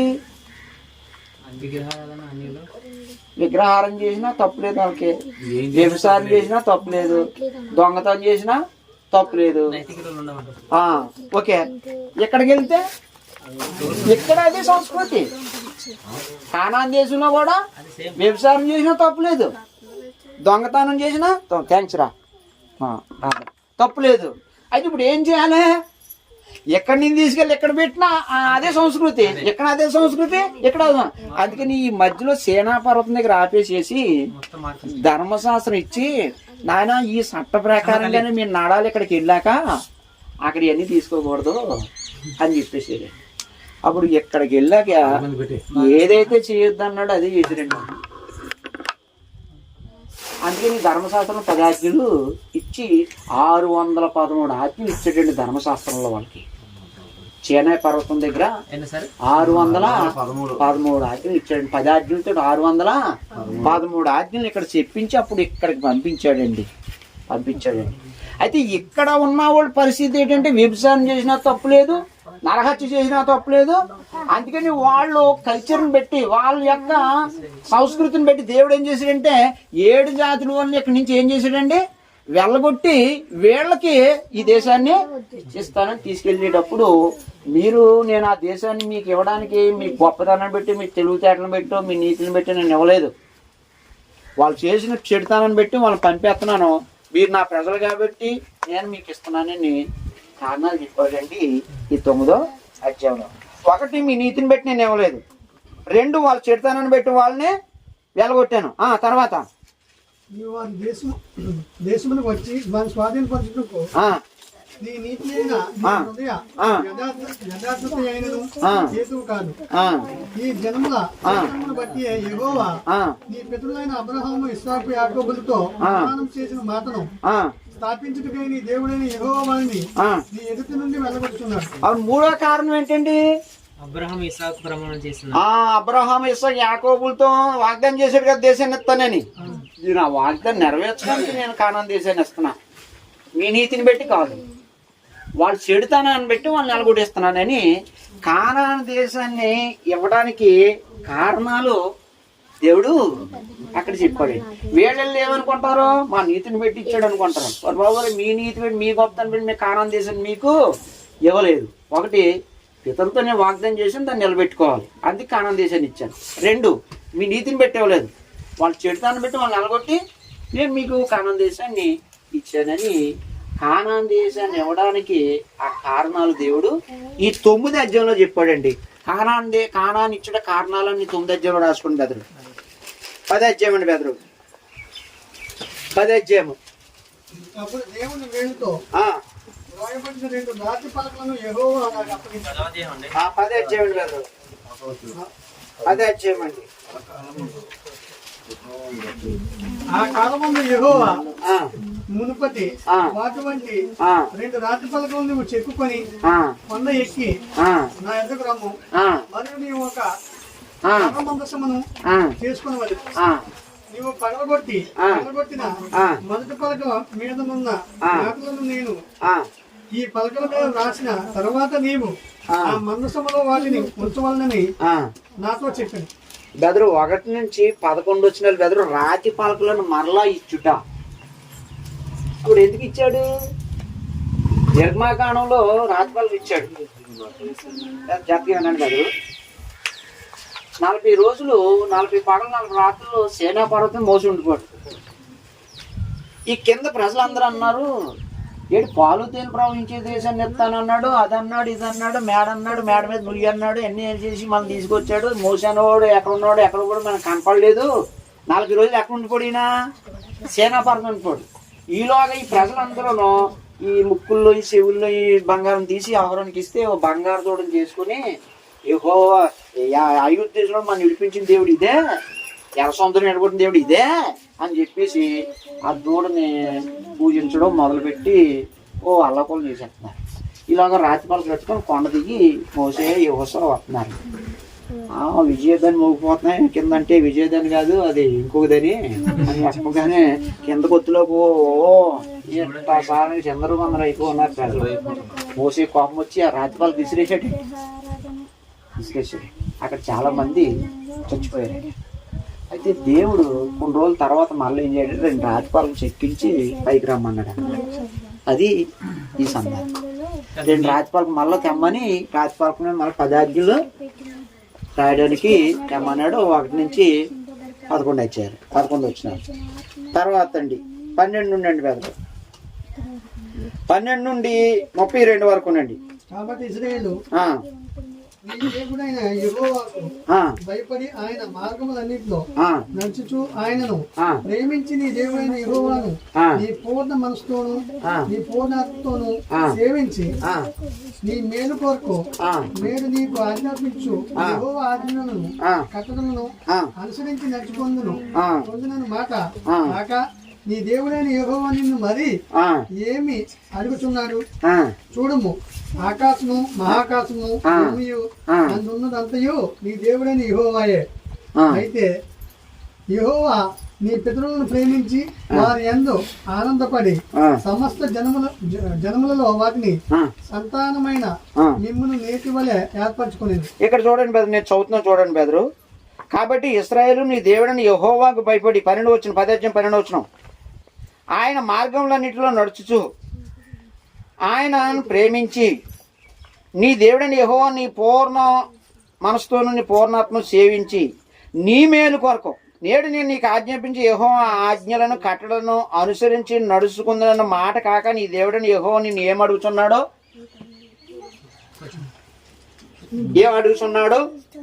అలా చదవాలండి బైబిల్.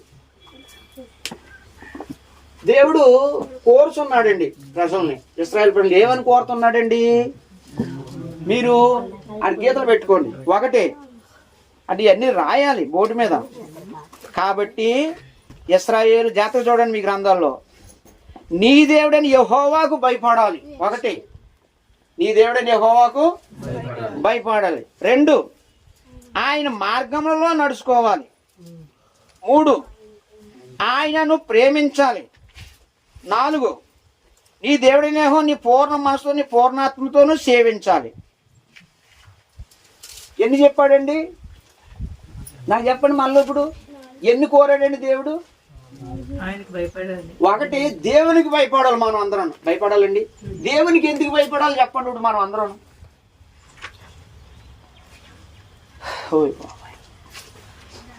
అమ్మా మీరంతా తెలుగేనా? దేవునికి ఎందుకు భయపడాలండి? వెళ్ళి తీసుకొచ్చిందండి మీద ఆపేనండి మీద చెప్పండి. దేవునికి ఎందుకు భయపడాలండి? ఆయన దేవుడు. ఒకటి, ఆయన మనం పుట్టించాడు. 2, మనం పోషించేవాడు. 3, మనం బ్రతికించేవాడు. 4, మనం శిక్షించేవాడు. 5, మనం చంపేసేవాడు. 6, ఏదైనా ఆయన చేతిలో ఉందండి. అరుగుదాల ఆయన చేతిలో ఉందండి. నువ్వు భోజనం చేయాలంటే ఆయన చేతిలో ఉందండి. ఉందా లేదండి? అరుగుదాల ఆయన చేతిలో ఉందనడానికి చెప్పండి ప్రాక్టికల్ గా బైబిల్లో. అరుగుదాల దేవుడి చేతిలో ఉన్నాడు, మన కడుపు మీద కడుపులో ఉంటది. కానీ బాబు గారు చెప్పండి బాబు, సల్మాన్ గారు చెప్పండి. ఇప్పుడు యోనా అని శాపం మింగేసిందండి. ఎన్ని రోజులు ఉన్నాడండి? అరిగిపోడా? ఎవరి కంట్రోల్ ఉందండి అది? మరి చెప్పాలి కదా. అమ్మ ఇదా అనుకుంటున్నాడండి నేను. లేదండి బెదరు, భోజనం చేయడం మన పోషణాధారం, మన పోషణ అంతా ఎవరి చేతిలో ఉందండి? యక్షగ్రంథం 3వ అధ్యాయంలో పోషణ ఆధారం తీసేసేవాడు అయినా దంతశుద్ధి కలుగు చేస్తాను అన్నాడండి. దంతశుద్ధి అంటే అండి ఏమి తినకపోతే దంతలు శుద్ధిగా ఉండవా? అంటే అన్ని ఎవరి చేతిలో ఉన్నాయండి. అందుకే దేవునికి ఏం చేయలేండి మనం అంతా. ఇంకో విషయం ఏంటంటే చచ్చిపోయిన దగ్గర ఎవరి దగ్గరికి వెళ్ళాలండి? ఇంకో దారి ఎక్కడ ఉందా? ఇప్పుడు కేడిపేట అన్నాక ఎలాగలాగా వెళ్ళిపోతాం మనం, కానీ దేవుడి దగ్గర తప్ప ఇంకో దారిలో ఎక్కడికి లేవు. అప్పుడు ఎలా పట్టుకొని ఎడినైనా అంటాడు మనం అన్న కుదరదు. ఇంకా అక్కడ డైలీలో ఉండవండి అక్కడ ఉంటాయండి. దేవుడికి భయపడాలని ప్రతి మనిషి భయపడాలి. దేవుడు భయపడి దేవుడికి లోబడి దేవుడు మాటలు వింటే మేలు జరుగుతాయి. ఇక్కడే రాశాడండి అది. 1 దేవునికి భయపడాలి, 2 ఎప్పుడు దేవుడు మార్గంలో నడుతామ్మా. సిస్టర్ గారు మీ పేరేం పేరమ్మా? అమ్మా రేణుక గారు, 10-12 అండి. రేఖ గారు, ఎప్పుడు దేవుడు మార్గంలో నడుస్తామ్మా? పోనీ ఎప్పుడు నడుస్తామండి? థ్యాంక్స్ అండి బెదరావు. దేవుడికి ఎప్పుడైతే భయపడతామో అప్పుడైనా మార్గాల్లో నడుస్తామండి. బాబోయ్ మా నాన్న వస్తున్నాడు, బాబోయ్ మా నాన్న వస్తున్నాడని భయం ఉన్నప్పుడు ఏం చేస్తామండి మనం? బాబోయ్ మా నాన్న కుడేస్తాడు, చంపేస్తాడు, ఏదన్నా పొరపాటు పని చేసి చంపేస్తాడని భయం ఉంటే పొరపాటు పని చేస్తాడా? మరి ఇప్పుడు దేవుడు మార్గాల్లో మనం నడాలంటే ముందు దేవునికి భయపడాలండి. దేవుడు భయపడకపోతే చెవిటోడు శంఖం ఉన్నట్టు ఏం చెప్పిన ఎండండి మనిషి పట్టించుకోడండి. దేవుడి భయం ఉండాలండి ప్రతి వ్యక్తికి. భార్యకి దేవుడి భయం ఉండాలి, భర్తకి దేవుడి భయం ఉండాలండి. నా భర్తకి లోబడమన్నాడు దేవుడు. దేవుడి భయం ఉంటే భర్తకు లోబడి ఉంటుందండి.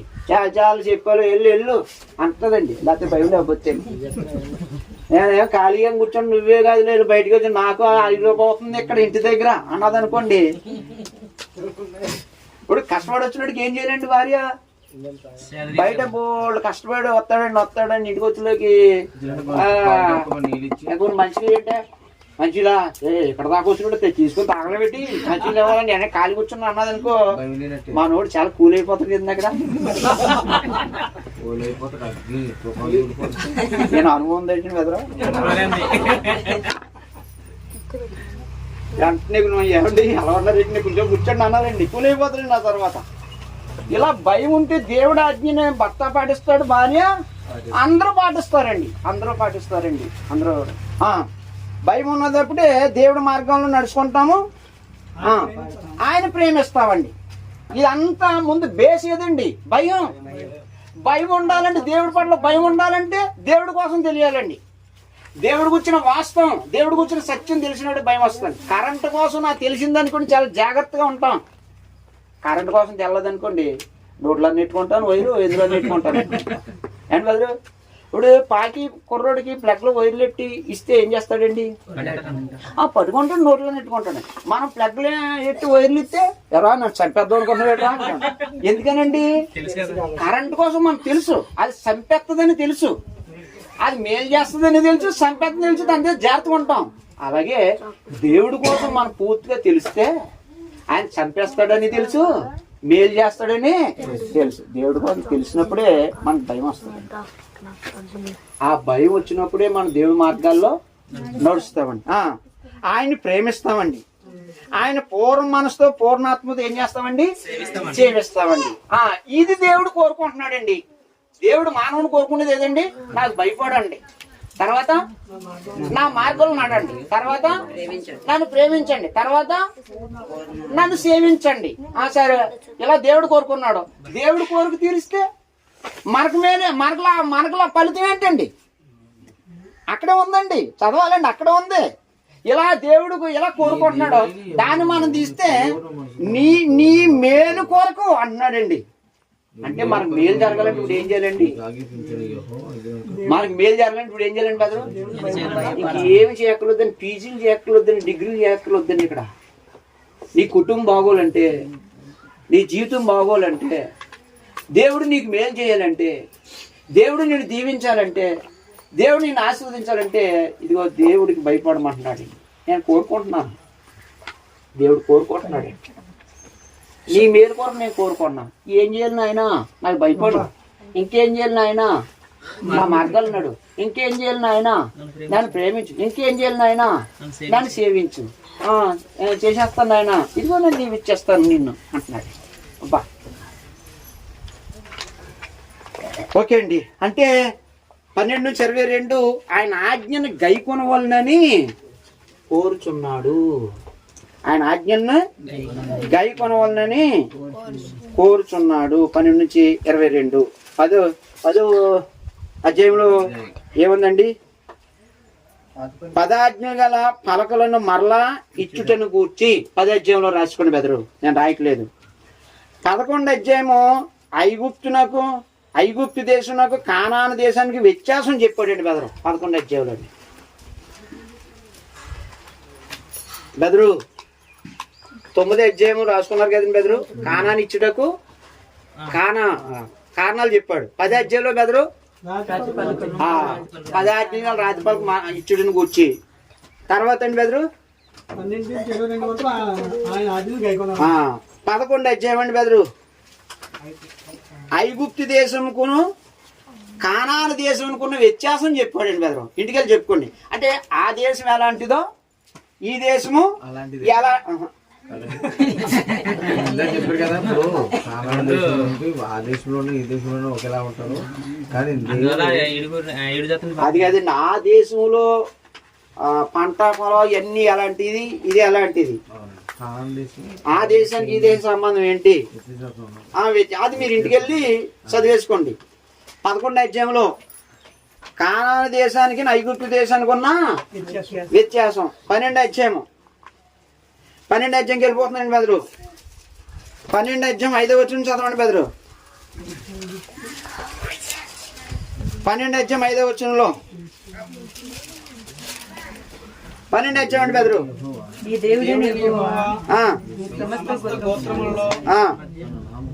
తన నామమును స్థాపించుకుంటకు నివాసస్థానముగా ఏర్పరచుకొను స్థలమును వెదకి అక్కడికే యాత్రలు చేయుచుండవలెను. అక్కడికే మీరు మీ దహన బలులను దశభాగములను ప్రతిష్ఠితములు చేయి నైవేద్యములు, మీ మొక్కుబడి అర్పణములు, మీ స్వేచ్ఛ అర్పణలు, పశువుల్లోను గొర్రె మేకల్లోను తొలుచులు వాటిని తీసుకొని రావాలని. మీరును మీ దేవుడైన యెహోవా మిమ్మల్ని ఆశీర్వదించి మీకు కలుగజేసి మీ కుటుంబములను మీ దేవుడైన యెహోవా సన్నిధిని భోజనం చేసి మీ చేతి పనులంటే యందు సంతోషించుకోవాలి. నేడు మనం ఇక్కడ చేయుచున్నట్టు మీలో ప్రతి మనుషుడు తన కంటికి యుక్తమైన దంతయు చేయకూడదు. ఈ దేవుడైన యెహోవా నీకు ఇచ్చిన విశ్రాంతిని స్వాస్థ్యమును మీరు ఇదివరకు పొందలేదు. మీరు యోర్దాను దాటి దేవుడైన యెహోవా మీకు స్వాస్థ్యముగా ఇచ్చిన దేశం నివాసులైన తర్వాత ఆయన మీ చుట్టూ నుండి శత్రువులందరూ లేకుండా మీకు విశ్రాంతి కలగజేసినందున మీరు నెమ్మది పొందినప్పుడు నేను మీకు ఆజ్ఞాపించి సమస్తమును అనగా మీ దహన బలును, మీ బలులను, మీ దశమ భాగములు ప్రతిష్టములుగా మీరు చేయు నైవేద్యములను, మీరు యెహోవాకు మొక్కుకొను మీ శ్రేష్టమైన మొక్కుబళ్లను మీ దేవుడైన యెహోవా తన నామము నివాసస్థానముగా ఏర్పరచుకున్న స్థలమునకే మీరు తీసుకొని రావాలను. అక్కడికే తీసుకొని రావాలి. ఏం చెప్పాడండి 12 అధ్యాయంలో? ఇదిగండి, దేవుడు ఏర్పరుచుకున్న స్థలముకు అర్పణలు తేవాలి. అంటే ఎక్కడ ఏర్పాటు చేయాలి? యెరూషలేముకే తేవాలి ఇలా అర్పణలన్నీ. ఈ రోజండి మనకి ఇది ఎలా వర్తిస్తుందండి? మన కానుకలు ఎక్కడ తేవాలండి? అది ఆరాధన దేవుడి సన్నిధికి తెచ్చి ఇవ్వాలండి. తర్వాత 8వ వచనం చదవండి. నేడు మనం ఇక్కడ చేయుచున్నట్లు మీలో ప్రతి మనుషుడు తన కంటికి యుక్తమైనదంతా చేయకూడదు. తన ఇష్టానుసారంగా చేస్తాడని కానుక తీసి అలా చేయడానికి వీల్లేదు. ఎక్కడ తేవాలండి? దేవుడి సన్నిధికి తెచ్చివ్వాలండి. దేవుడి సొమ్ము మీద సొంత పెత్తనాలు చేయకూడదండి ఎవడం. దేవుడి సొమ్ము సువార్త కొరకు వినియోగించాలి. దేవుడి సొమ్ము సువార్తికుడు బ్రతకాలి. సువార్తికుడు ఎలా బ్రతుకుతాడండి చెప్పాలండి. వాక్య ప్రకారం చెప్పండి, సొంత మాటలు వద్దండి. కొరింది 2వ పత్రిక 9వ అధ్యాయంలో ఏం చెప్పండి? సువార్త వలన మందన కాసి మందపాలు తాగిన వాడేవాడు, తోట నాటి తన ఫలం నాశించిన వాడేవాడు. సువార్తికుడు సువార్త బ్రతకని కొన్ని ఉదాహరణలు చెప్పాడండి 9వ అధ్యాయంలో. కానుకలు ఇవ్వాలండి. మనం ఉద్యోగాలు చేసుకుంటాం లేదా పొలాలు చేసుకుంటాం, అన్ని చేసుకుంటాం. సువార్తికుడు ఏం చేస్తాడండి? ఎంత కష్టపడతాడండి ఆయన? ఇప్పుడు ఈయన ఉన్నారండి, ఎంతకాలం నన్ను పిలిచాడని ఆయన కొన్ని చెప్పట్లేదండి. నన్ను పిల్లకపోని నాకు అనవసరం అండి. నా దగ్గర మోస్తుంది పని చేయదండి. ఏదైనా సరే సువార్థికుడు చాలా కష్టపడతాడండి. ఇప్పుడు మీరు ఎవరికాలం వెళ్ళిపోతుంటారండి, మళ్ళా క్లాస్కి ఆయన ప్రిపేర్ అవ్వాలండి. ఇప్పుడు 5 మంది వచ్చారండి భోజనాలు, మీరు ఏమన్నా పురమాయించారండి బెదరు? మీకు ఒక విషయం చెప్తున్నానండి. మొన్న ఒకసారి ఇబ్బంది పడ్డారండి. ఇలాగ ఆ సహోదరులు అర్థం చేసుకుని వెళ్ళి ఇంటికి వెళ్ళి పాలు తెచ్చారు. ఈ లోటుపాట్లన్నీ మీకు తెలుస్తాయండి బెదరు? తెలుసుకోవాలండి. మీరు ఏం చేస్తారు? భోజనం చేస్తారు, బెదరు వస్తాను వందలు చెప్పేస్తారండి. మరి ఇవన్నీ ఎవరు మాడతారండి? మీ అందరిని ఎవరు ప్రిపేర్ చేయాలండి? ఆయన ఎంత కష్టపడతాడండి. ఇప్పుడు మనకులాంటి బాధలు ఆ ఇంట్లో ఉండవండి. మొన్న మధ్య 3 నెలలు ఆ సిస్టర్ గారు బాగోలేదండి. ఆవిడ ఇంటికాడ విడిచిపెట్టి ఒక పక్క ఆవిడ చూడాలా, ఎక్కడ సర్దుకోవాలా. ఆయన నేను దగ్గర చూస్తానండి, అన్నీ చూస్తున్నాను. నేను ఏ సంస్థలో పనిచేయనండి. నేను ఎవరో జీతం తీసుకోనండి. నేను ఎవరితో పెద్దగా ఉన్నానండి. నా పని నేను చేసుకుని పోతానండి. కానీ ఈ బెదర్తో ఎక్కువ మాట్లాడతానని నేను చూసుకుంటున్నాను. విధానం నచ్చిందండి నాకు. అంతే. నేను 7 సంవత్సరాల ట్రైనింగ్ ఇవ్వనండి. ఏంటంటే దేవుడి విధానం కరెక్ట్గా సాగాలండి. అంతే. ఇది బిజినెస్ కదండి, ఇది సేవ అండి. ఆత్మను రక్షించడం. ఇది బతుకుదేరు కాదండి. బతుకుదేరు చాలా మార్గాలు ఉన్నాయండి. దేవుడు ఏర్పరచుకున్న స్థలంకే మీ అర్పణలు ఏం చేయాలండి? తీసుకురావాలి. నీకు ఇష్టం నీకు కంటికి చేసినట్టు అవన్నీ ఏం చేయకూడదండి? చేయకూడదు అని చెప్పేసి చేయకూడదు అని చెప్పాడండి. ఆ తర్వాత 29 నుండి 32, 29 నుండి 32.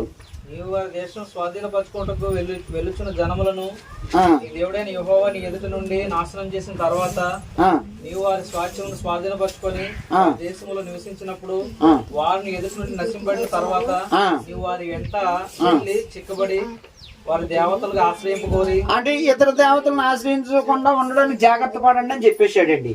అంటే ఈ అధ్యాయంలో టోటల్ గా మీరు చేయవలసింది ఏంటంటే అండి, దేవుడు ఏర్పరచుకున్న స్థలంలోకే అర్పణ తీసుకురావాలని ఒక గుర్తు పెట్టుకోండి. 2 అధ్యాయం 13 అధ్యాయమండి బెదరు. కొన్ని తేరా దూరేస్తున్నారు మరి. 13 అధ్యాయమండి బెదరు. 13 అధ్యాయం బెదరు. మీకు ఒక విషయం చెప్తున్నానండి బెదరు, మీరు ఏమనుకోవద్దండి. దర్శనాలు వస్తాయండి బెదరు. కొన్ని నాకు దర్శనాలు కలిగి దేవుడు ఇలా మాట్లాడాడు అన్నవాళ్ళని చూసారండి బెదరు? చూసారు కదండి. ప్రజెంట్ ఉన్నాయి కదండి, ఇప్పుడు ఉన్నాయి. 13 అధ్యాయం చదువుతున్నాం. ప్రవక్తియే గాని, జాగ్రత్తగా చూడండి. ప్రవక్తియే గాని, కలలు కనువాడే గాని నీ మధ్య లేచి నీ ఎదుట సూచక్రియ అయినను, జాగ్రత్త గుర్తు పెట్టుకోండి, సూచక్రియ అయినను మహత్కారమైనను చేసి నువ్వు ఎరగని ఇతర దేవతలను అనుసరించి పూజింతుము రమ్మని చెప్పిన ఎడల అతడు నీతో చెప్పిన సూచక్రియ గాని మహత్కార్యమును గాని సంభవించినను ఆ ప్రవక్త మాటలను కలలను కనువాని మాటలను వినకూడదు. 5వ వచనంకి వచ్చండి. నీవు నడవలనని నీ దేవుడైన యెహోవా నీకు ఆజ్ఞాపించిన మార్గములన్నిట్లో నుండి నిన్ను తొలగించినట్లు ఐగుప్తు దేశముల నుండి మిమ్మల్ని రప్పించిన దాస్యగృహము నుండి మిమ్మల్ని విడిపించిన మీ దేవుడైన యెహోవా మీద తిరుగుబాటు చేయుటకు మిమ్మల్ని ప్రేరేపించను గనుక ఆ ప్రవక్తకేమి ఆ కలలు కనువానికేమి మరణ శిక్ష విధింపవలెను. అట్లు మీ మధ్య నుండి ఆ చెడుతను పరిహరింపవలెను. దర్శనాలు తెలియనండి. అంటే ఇతర దేవతలను పోలి నేను ఎలా పూజిస్తున్నాను కాబట్టి నాకు ఈ కళ వచ్చింది, మీరు కూడా రండి. నా దర్శనాలు కానివాడు చంపేమన్నాడండి. మరి ప్రభు దర్శనంలో కనపడ్డాడంటారు. ఇటు ప్రభు వారు మాట్లాడాడంటే లండన్లో ఉద్యోగం చేస్తుంటే చేతుకుని తీసుకొచ్చి వాళ్ళు అక్కడ పాస్ గారు చదువుతుంటే ఆ పక్కన ఎట్టి అన్నాడంటండి. కళలు కనడాలు, దర్శనాలు కనడాలు ఇవన్నీ ఉన్నాయండి ఇప్పుడు? లేవు. అవి అంతా దెయ్యాలు పనులండి అవన్నీ. ఇంకో సంఘంలో నలుగురు స్త్రీలు ఎగిరేస్తున్నారండి. గ్లోరీ గ్లోరీ గ్లోరీ గ్లోరీ అని ఎగిరేస్తున్నారు. పప్పు ఊడిపోయిందండి, చీర ఊడిపోయిందండి, తప్పలు కొట్టి అలాగే పోతున్నారండి స్టేజ్ దగ్గరికి. చర్చి బిల్డింగ్ నిండా జనం ఉన్నారండి, వాళ్ళు నలుగురు ఎగిరేస్తున్నారండి. ఏంటంటే పరిశుద్ధాత్మ వచ్చాడంటే ఏమో ఉన్నవాళ్ళు అందరి మీద రాలేదు ఇటు, అక్కడ అయ్యగారి మీదకి రాలేదు, అక్కడ అమ్మగారి మీదకి రాలేదు, అక్కడ ఉన్నవాళ్ళు ఎవరి మీదకి రాలేదు, ఈ నలుగురి మీదకి వచ్చింది. అంటే అందులో ఎవరో పరిశుద్ధులు కాదు, ఇంకా ఎవరంటే ఈ నలుగురే పరిశుద్ధులు. సాయంత్రం కూడా దగ్గర ఇంకొక ఆత్మ వచ్చింది, పట్టిందండి. సాయంత్రం కూడా దగ్గర ఏంటి మధ్యాహ్నం పరిశుద్ధాత్మ మనిషి నిజమండి అది అంతేనండి. అది ఆ మానసిక రోగాలు అన్నీ మానసిక అలాంటి పిచ్చి పిచ్చి పనులు ఇప్పుడు బైబిల్లో ఎక్కడా పరిశుద్ధాత్మ అలా చేర్చలేదండి. పరిశుద్ధాత్మ కార్యాలు ఉన్నాయండి ఎప్పుడు. ఇలాంటివన్నీ మనం నమ్మొద్దండి. పాస్టర్ గారు నాకు ప్రభు దర్శనంలో కనపడ్డాడు, అలా కనపడ్డాడు, అమ్మా నీకు ఇలా జరుగుతుందని చెప్పాడమ్మా అన్న కథలు చెప్తాడు, నమ్మొద్దు. మీరు ఏమైపోతే బయటకు వస్తామని చిన్న విషయం. లక్ష్మి మరియమ్మ అని ఇద్దరు ఉన్నారంటండి. ఇద్దరు పక్క ఇల్లు అంటండి. ఎప్పుడు ప్రార్థన మానరంటండి. అది ఓ రోజు లక్ష్మి ఇంటికాడ ఉండిపోయింది అంటండి. అది గేది ఈనిందంటండి, పెయిన్ ఎట్టిందంటండి గేది. మరియమ్మ వెళ్ళిన ప్రార్థన లక్ష్మి వెళ్ళలేదండి. ఆశ గారు అన్నారంటండి, అమ్మా లక్ష్మి మరియమ్మ రాలేదే అమ్మా అన్నారంటండి. ఐదారండి వాళ్ళు గేది నిందండి, పెయ్య పెట్టిందండి అని చెప్పిందంటే. మూడో రోజు నిల్లంటే అమ్మా మరియమ్మ అన్నాడండి. అయ్యగారు అన్నాడు. ఏంటి బాబు అయ్యగారు అంటే, ప్రభు రాత్రి దర్శనంలో మీ గేది పెయ్యి ఆడుతుందని చెప్పారమ్మా, అదే జరిగిందో లేదనండి. అయ్యగారు పెయ్యనండి బాబు నేనండి అన్నాడు. పాలు వేసిందంటే, మే నెల వచ్చిందంటే, అమ్మా మరియమ్మ అమ్మ అయ్యగారు అన్నాడు. ఇంటికాడ చుట్టాలు వచ్చారమ్మా, రాత్రి ప్రభువారు లీటర్ పాలు వేయమన్నాడమ్మా అన్నాడు. లీటర్ పాలు వేసిందంటే, మళ్ళా ఒక 20 రోజులు పోయిన తర్వాత అమ్మా మరి అమ్మ అన్నాడంట. ఏంటి బాబు అయ్యారు అన్నాడు. ఏంటో నేను ఇబ్బంది పెట్టలేకపోతున్నాను, ఇప్పుడేం ప్రభు దర్శనంలో మాటనేమో గంటలేకపోతున్నాను. ఏంటండి బాబు చెప్పండి బాబు అయ్యారు. ఈలోగా మేనేళ్ళు ఎండాకాలం కదండి, చెట్టు కింద లక్ష్మి మరియమ్మ వచ్చాను పేరు చూసుకుంటూ మన అయ్యగారు అంతకప్పుడు దేవుడు మాట్లాడేస్తున్నాడు, మా గేది పెయ్యి ఎడుతుందని చెప్పి పెయ్యి ఎట్టింది ఎలాగేనంటే, ఊరిపోయా బాబా అయ్యగారు చెప్పడం పెట్టి నన్ను అడిగితే నేనే చెప్పాను అన్నదంట. మోసం తెలుసుకుందంటే ఆవిడ తర్వాత వచ్చాడంటే, అమ్మా మరి అమ్మా అయ్యగారు చెప్పండి బాగుండే, నోరు రావట్లేదమ్మా అల్లరి అయ్యగారు చెప్పండి. రాత్రి ప్రభువారు దర్శనంలో కంపడి 1.5 లీటర్ పాలు ఏమనడం. ఏ టైంకి వచ్చాడండి బాబు అయ్యగారు ప్రభు అంటే, రాత్రి 1 గంటన్నరగా అన్నాడంటే. అంటే 1 గంట 25 నిమిషాలకు వచ్చాడండి ప్రభు నా దగ్గర కూడాను, గొప్ప పాలు కూడా ఇవ్వద్దు అన్నాడండి. నిజమండి దగ్గర ఇలా చేస్తారండి, వీళ్ళు ఇలా మోసాలు చేసేస్తారండి. అందుకని ఈ దర్శనాలు వచ్చాయని ఈ అబద్ధాలు చెప్పి ఎవరిని ఏం చేయకూడదండి, నా మొట్టు చంపేయండి అంటే మిమ్మల్ని చంపేయమని కదండి, ఇశ్రాయేలుని చంపేయమంటాడు. ఆ తర్వాత చూడండి 6వ వచనం నుంచి 11వ వచనం వరకు. నీ తల్లి కుమారుడే కానీ, నీ సహోదరుడే కానీ, నీ కుమారుడే కానీ, నీ కుమార్తె కానీ, నీ కొడుకుడి భార్యే కానీ, నీ ప్రాణ స్నేహితుడే కానీ, భూమి యొక్క ఈ కొన మొదలుకొని ఆ కొన వరకు నీకు సమీపంగా ఉండున్నాను, నీకు దూరంగా ఉండున్నాను, నీ చుట్టూ నుండి జన్మల దేవతలలో నీవును నీ పితరులు ఎరగని ఇతర దేవతలను పూజించున్నామని రహస్యంగా నేను ప్రేరేపించిన ఎడల వారి మాట సమ్మతింపకూడదు, వారి మాట వినకూడదు, వారిని కటాక్షింపకూడదు, వారి ఎందుకు జాలిపడకూడదు, వారిని మాటుపరచకూడదు అంటే దాయకూడదు. అవశ్యంగా వారిని ఏం చేయమన్నాడండి, మన బిడ్డలే కానీ మన కూతురులే కానీ ఎవరైనా ఇతర పూజించురామని ప్రేరేపిస్తే ఏం చేయమన్నాడండి. బెదరు కూతుర్ని కూడా చూడకుండా చంపేయమంటున్నాడండి దేవుడు, కొడుకును కూడా చూడకుండా చంపేయమంటున్నాడండి దేవుడు. ఈరోజు దీన్ని మనం ఎలా తీసుకొచ్చు, ఇశ్రాయేలుకి అలా చెప్తే ఈరోజు మనం దీని నుండి పాఠం ఏమి నేర్చుకోవాలండి. మన బిడ్డలే కానీ మన కోడళ్ళే కానీ ఎవరైనా సరే అన్యాచారాలు పాటిద్దాం రండి అని చెప్తే ఏం చేయాలండి, చంపేయాలండి. ఏం చేయాలండి, మాట్లాడండి, ఏం చేయాలో ఏం చేయాలి అమ్మా, ఏం చేయాలమ్మా, ఆలోచన చంపేయాలండి. సారీ మేము అది చేయకూడదు, బైబిల్ అలా చెప్పలేదు ఏమనుకోవద్దు అని మనం ఏం చేయాలి, దాన్ని అలాగనలా అయ్యో బాధపడుతుంది మా కూతురని వెళ్ళి అందరూ పులుకోవాలా, అయ్యో మా అల్లుడు బాధపడతాడేమో, లేదా మొహం ఇటు పెడతాడేమో, లేదా మా పిండి బాధపడదేమో అని వెళ్ళిపోవాలండి. ఇష్టం లేకపోతే వెళ్ళి అలా పక్క నుండి వచ్చేద్దాం, అవన్నీ అందరూ పులుకోవాలి అలా చేసేద్దామండి. ఓకే అండి. 13వ అధ్యాయంలో ఏముందంటే అబద్ధ ప్రవక్తలను గురించి ఉందండి. 14వ అధ్యాయము దేవుడి పిల్లలు ప్రత్యేకంగా ఉండవాలండి. దేవుడి పిల్లలు ప్రత్యేకంగా ఉండాలి. ఇది మీకు అర్థమైపోతుందండి. 13 అధ్యాయం అబద్ధ ప్రవక్తలను కూర్చోండి అండి. 14 అధ్యాయం దేవుడి పిల్లలు ప్రత్యేకంగా ఉండాలండి. అంటే ఏమి తినాలో ఏం తినకూడదో మనం ముందు చదువుకున్నాం కదండి. లేవి కాండాలు గట్రా చదువుకున్నాం కదండి బెదరు. ఇది చదివితే మీకు తెలిసిపోద్దండి. 15 అధ్యాయం అండి.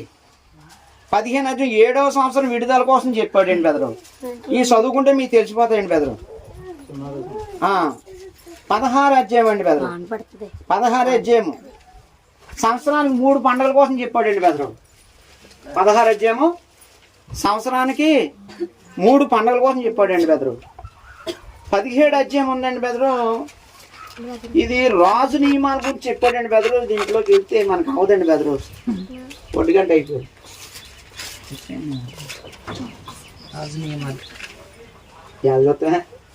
అవునా చెప్పండి. తక్కువ నా పేరు అనుకుంటున్నాడు. చాలా రద్దుగా నాకు కొన్నాడు. 16 ఏం చెప్పారండి? ఏంటి బెదరు? సంవత్సరానికి 3 పండుగలు అండి బెదరు. 15 అండి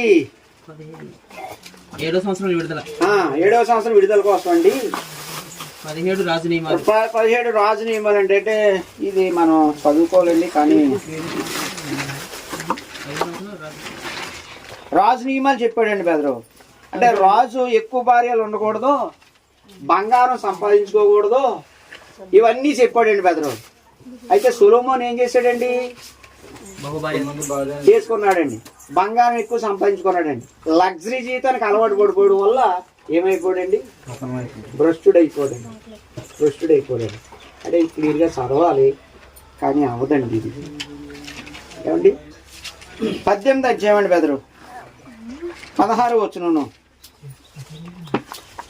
గొప్ప అగ్ని నాకు ఇకను కనబడకుండును గాక అని చెప్పి ఆ సమయమున నీ దేవుడైన యెహోవాను నీవు అడిగిన వాటన్నిటి చొప్పున నీ దేవుడైన యెహోవా నీ మధ్యను నా వంటి ప్రవక్త నీ సహోదరులు నీ కొరకు పుట్టించును. అంటే మోసే వంటి ప్రవక్తను కూర్చోండి. అపోస్తుల కార్యాలు 3 అధ్యాయము 23వ వచనంలో ఈ మాట చెప్పాడండి. చదవండి ఒకసారి. అపోస్తుల 3 అధ్యాయం 23వ వచనం.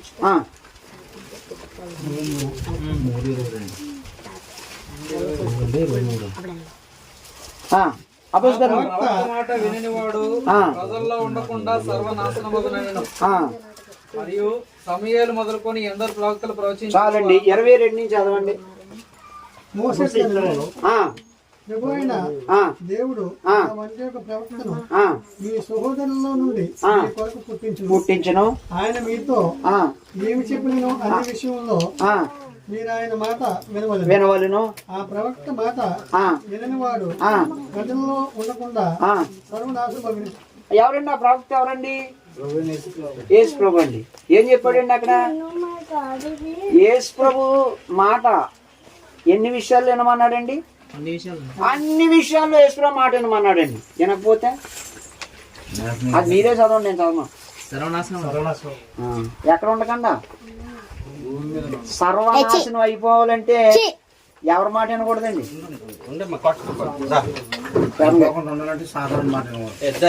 యేసురావు మాట వినకూడదండి. సర్వనాశనం అయిపోవాలంటే చెప్పాడు కదండి అలా. అంతే కదండి. అంటే మన కొంచెం వాడికి భాష వచ్చేసింది అంతే. ఏమన్నాడండి? మోసే ఏమంటే ఒక ప్రవక్తని మీ కొరకు దేవుడు పుట్టిస్తాడు. ఆయన అన్ని విషయాల్లో ఆయన చెప్పిన మాట వినండి. ఆయన మాట విననవాడు ప్రజల్లో ఉండకుండా సర్వనాశనం అవుతాడు అన్నాడండి.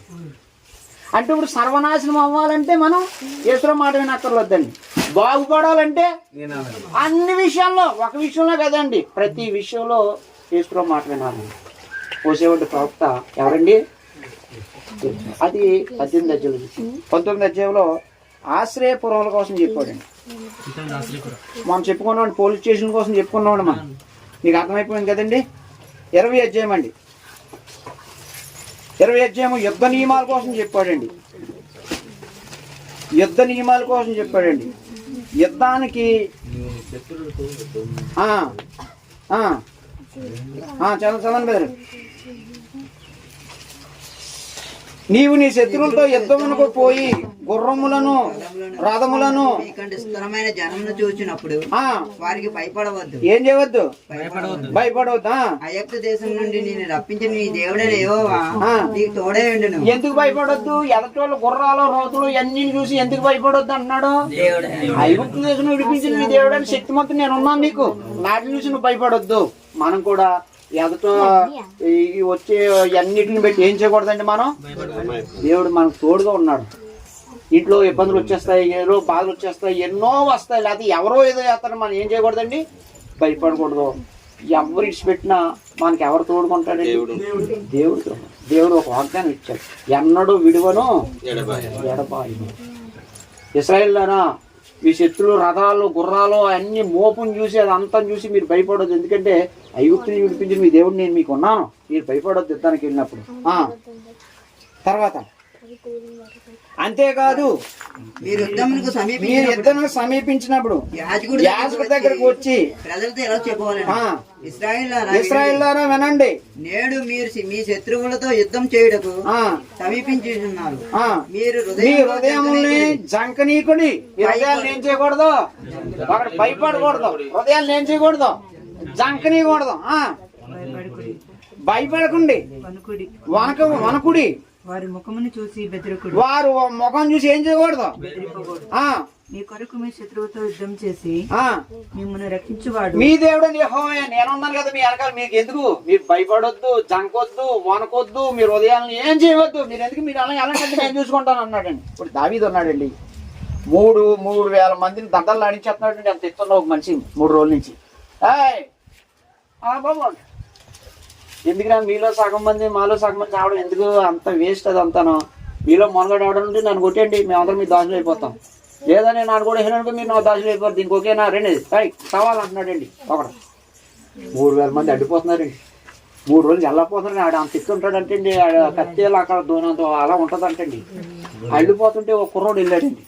వాళ్ళ నాన్న కొంచెం ఉనిగడ్డలు వచ్చి అన్నయ్యలు మిలిటరీలో ఉన్నారు బాబు, వెళ్ళి చూసిరారని పంపాడండి వాళ్ళ నాన్న. ఆ కుర్రోడు చూసి రమ్మంటే కాల్చి రావడం అని సామెత తెలిసండి మీకు? అర్థమేంటి చెప్పండి దానికి అర్థం?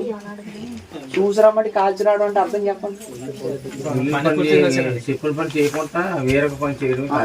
చూసి రమ్మంటే కాల్చి రావడం అంటే పని పూర్తి చేసి రావడం అని అర్థం అండి.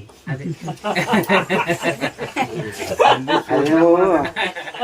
చూసి రమ్మంటే కాల్చి రావడం అంటే పని పూర్తి చేసి రావడం. ఆ కుర్రోడు నాన్న అన్నాడు, చూసిరారా బాబు నా అన్నయ్యలు ఎలాగొన్నారని పంపాడండి. వెళ్ళాడండి. వారానికి ఉందండి 3 రోజులు చెప్తాడు. అలా ఉన్నాడు, జరిపించేస్తున్నాడు. బాబు ఈ నవ్వులేస్తారు రోజు ఇటు ఎలాగైనా చచ్చిపోతుంది 3,000 మందిని. కుర్రోడు వెళ్ళాడు, ఏడు సంగతి అన్నాడు. అదిగా పొడుగంటోడు అందరం జరిపించేస్తున్నాడు. ఆయన ఒడెత్తే రాజుగారి కూతురి పెళ్లి చేస్తాడంట, సగం అర్ధభాగం ఇచ్చేస్తాడు రాజ్యంలోనే అన్నాడు. ఇంకొకరిని అడిగాడు, అలాగే చెప్పాడు. సామానం పట్టుకుని సామానం ఒక అప్ప చెప్పాడు. నేను కూడా వస్తానండి, వస్తాడు చెప్పమని అన్నాడంటే. ఈ కుర్రోడండి రాజుగారు సమాచారం వెళ్ళిపోయాడండి. కూడా వస్తాడా రమ్మని కుర్రోడు వెళ్ళి నిలబడ్డాడు. అవన్నీ వేసారండి. వీడికి అలవాట్లేదు కుర్రోడికి, అలవాడుతున్నాడండి. ఇవన్నీ నాకు పని తీసేయండి అన్నాడంటే. తీసేయడండి. వీటిలోకి వెళ్ళి నున్నంగా రాళ్ళు ఎదుర్కొన్నాడంటండి. మా ఆడకు వచ్చింది ఒకటి ఓడిసిలేయడండి. జైలు వేసుకున్నాడంటండి, పెట్టుకున్నాడంటండి, వెళ్తున్నాడంటండి. ఆ పొడుగంటోడు అంటున్నాడంట, ఏడ్రా కరెక్ట్ కదా నేను కుక్కర్ అనుకుంటున్నా, నేను హీరుణ్ణి అంటున్నాడంటే నాడు. ఈ మాటలు ఉంటాయండి, గ్రంథంలో ఉంటాయి. అప్పుడు అతను ఏమన్నా తెలిసి కుర్రోడు వెళ్ళేటప్పుడు, సున్నత లేని ఫిలిష్తీయుడు ఇశ్రాయేలు సైన్యాన్ని తిరస్కరించడానికి వీడు ఎంతటి వాడు, యుద్ధం నాది కాదు యెహోవాది అనేసి రాయి పెట్టుకుని తిప్పుకొని ఏళ్ళు కొడితే ఇక్కడే ఖాళీగా ఉంటున్నాడు. ఇక్కడ వెళితే అంత పొడుగుంటూ దుప్పుని పడిపోడంటే. అంటే అక్కడ దావీదు చేయలేదు యుద్ధం, దేవుడు చేసేది యుద్ధం. వెళ్ళి తలనరికి చెప్పుకొచ్చేస్తున్నాడంటే నీ కుర్రాడు సౌండ్ లేదు జనాలు. యుద్ధం చేసింది ఎవరండి అక్కడ? నేను మీ వెనకాల యుద్ధం చేసుకుని నేను ఉన్నాను. మీరు జరగకండి, మీరు బెదరకండి, మీరు జంకకండి, మీరు వనక్కండి, ధైర్యం ఉండండి. యుద్ధ నియమాల కోసం చెప్తున్నాడండి దేవుడు ఇక్కడ. యుద్ధానికి వెళ్ళాను. రక్షించువాడు యెహోవా మరియు నాయకులు జనులతో చెప్పవలసింది ఏంటనగా క్రొత్త ఇల్లు కట్టుకున్న కొత్త ఇల్లు కట్టుకున్నాడు. ప్రవేశం కాకమునుపే యుద్ధములో చనిపోయిన ఎడల వేరొకడు దానిలో ప్రవేశించును గనుక అటువాడు తన ఇంటికి తిరిగి వెళ్ళవచ్చును. అంటే ఈ కొత్త ఇల్లు కట్టుకున్నవాడు ఏం చేయాలండి? ఇప్పుడు యుద్ధానికి వెళ్ళకూడదండి. ఆ గృహప్రాయం పెట్టుకుని వెళ్ళిపోడు అనుకోండి, అందులో చచ్చిపోడు అనుకోండి, ఏమైపోతాడండి? ఆల్రెడీ వెళ్ళదు, ఇంటికి వెళ్ళిపోండి అంటున్నాడండి. దేవుడు ఎంత ధర్మం ఆలోచన చూడండి. దేవుడు నాయకులు చెప్పవలసిన మాటలు అంటే తర్వాత అంటే ద్రాక్ష తోట వేసి దాని పండ్లు తినగా ఒకడు యుద్ధంలో చనిపోయిన ఎడల వేరొకడు దాని పండ్లు తినును గనక అటువాడు తన ఇంటికి తిరిగి వెళ్ళవచ్చు. రెండోవాడు ఎవరండి? ఆ తోటలు నాటుకున్నవాడు, పలపరితం కొత్త తోట, ఇలాగ యుద్ధానికి వెళ్ళాడు, అందులో చచ్చిపోయాడు కూడా ఇది ఎవడో తీసుకుంటాడు. ఎందుకురా బాబు ఆడింటికి వెళ్ళిపోవచ్చు అంటున్నాడండి. స్త్రీని ప్రదానం చేసుకుని ఆమెను ఇంకా పరిగ్రహింపక మునిపే యుద్ధంలో చనిపోయిన ఎడల వేరొకడు ఆమెను పరిగ్రహించును గనుక అటువాడును తన ఇంటికి తిరిగి వెళ్ళవచ్చును. అంటే ఒక ప్రధానం చేసుకున్నాడండి, ఇలాగా యుద్ధానికి వచ్చేయాలని మోగిపోయిందండి. ఏం చేయాలండి? ఇప్పుడు ఎత్తనం వెనక్కి వెళ్ళిపోనండి. ఆ చచ్చిపోడు అనుకోండి, మళ్ళీ ఆ స్త్రీని మళ్ళీ ఇంకోటి ఎవడో చేసుకుంటాడండి. ఇలాంటి కుదరదు యుద్ధానికి. నాయకులు జనులతో ఎవడు భయపడి మెత్తని గుండెల గడవాడు అగునో వాడు తాను అధైర్యపడిన రీతిగా తన సహోదరుల గుండెలు అధైర్యపరచుకున్నట్లు తన ఇంటికి తిరిగి వెళ్ళవచ్చును. పిరికోడు ఉంటాడండి, ఆడేం చేయమంటున్నాడండి? ఆడి ఇంటికి వెళ్ళిపోవచ్చు అన్నాడు. ఎందుకు వెళ్ళమంటున్నాడండి? పిరికోడు ఇంకా 10 మందిని వెనకలాగేస్తాడండి, లాగేటండి. వాళ్ళే బాబు ఒక బాంబు మా అంతా చచ్చిపోతాం అలాగే అనుకో, ధైర్యం కూడా ఏమైపోతుందండి. అందుకని అలాంటి అక్కర్లేదు, ఇంటికి వెళ్ళిపోవచ్చు అంటున్నాడండి. అంటే ఒకటే గృహప్రవేశం వాడి కోసం చెప్పాడు, పెళ్లిగా చేసుకున్న వాడి కోసం, డాక్టర్తో నాటుకున్న వాడి కోసం చెప్పాడు. మాట్లాడుట చాలించిన అంటే 20 అధ్యాయము 1-9 వరకు ఏం చెప్పాడండి? యుద్ధమునకు ఎలాంటి వారు వెళ్ళకూడదో చెప్పాడండి.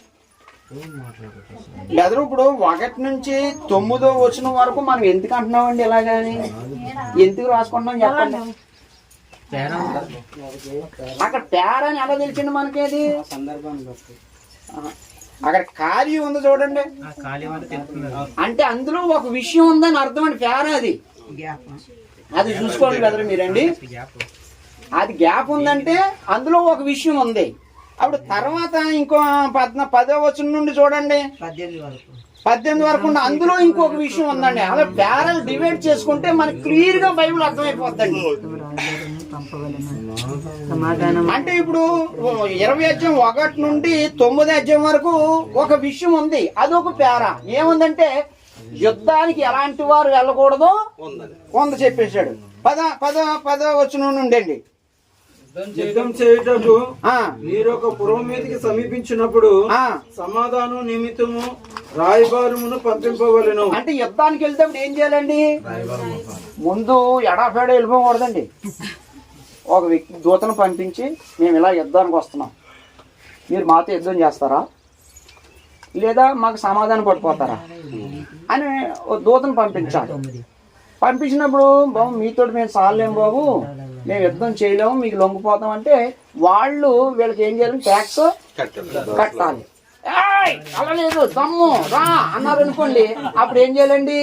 ఎలాగ అంటున్నారు వాళ్ళు అని ఈ దూత చెప్తే అప్పుడు యుద్ధం వేరే మోగుతుంది అన్నమాట అండి. అప్పుడు యుద్ధం చేయాలండి. అంటే ఇప్పుడు 10వ వచనం నుండి ఈ 9వ వచనం 18వ వచనం వరకు ఏం చెప్పాడండి? ఏం చెప్పాడో చూడండి. యుద్ధం చేయుటకు రాయబారులను పంపించాలన్నాడండి. ఆ విషయం ఉందండి. ఓకే అండి. 18 నుండి అండి బెదరు, 18 నుంచి 20 వరకు అండి, 19 నుంచి 20 వరకు అండి. నీవు ఒక గోపురమును లోపరుచుకుంటకు దాని మీద యుద్ధం చేయొచ్చు. అనేక దినంలో ముట్టడి వేయినప్పుడు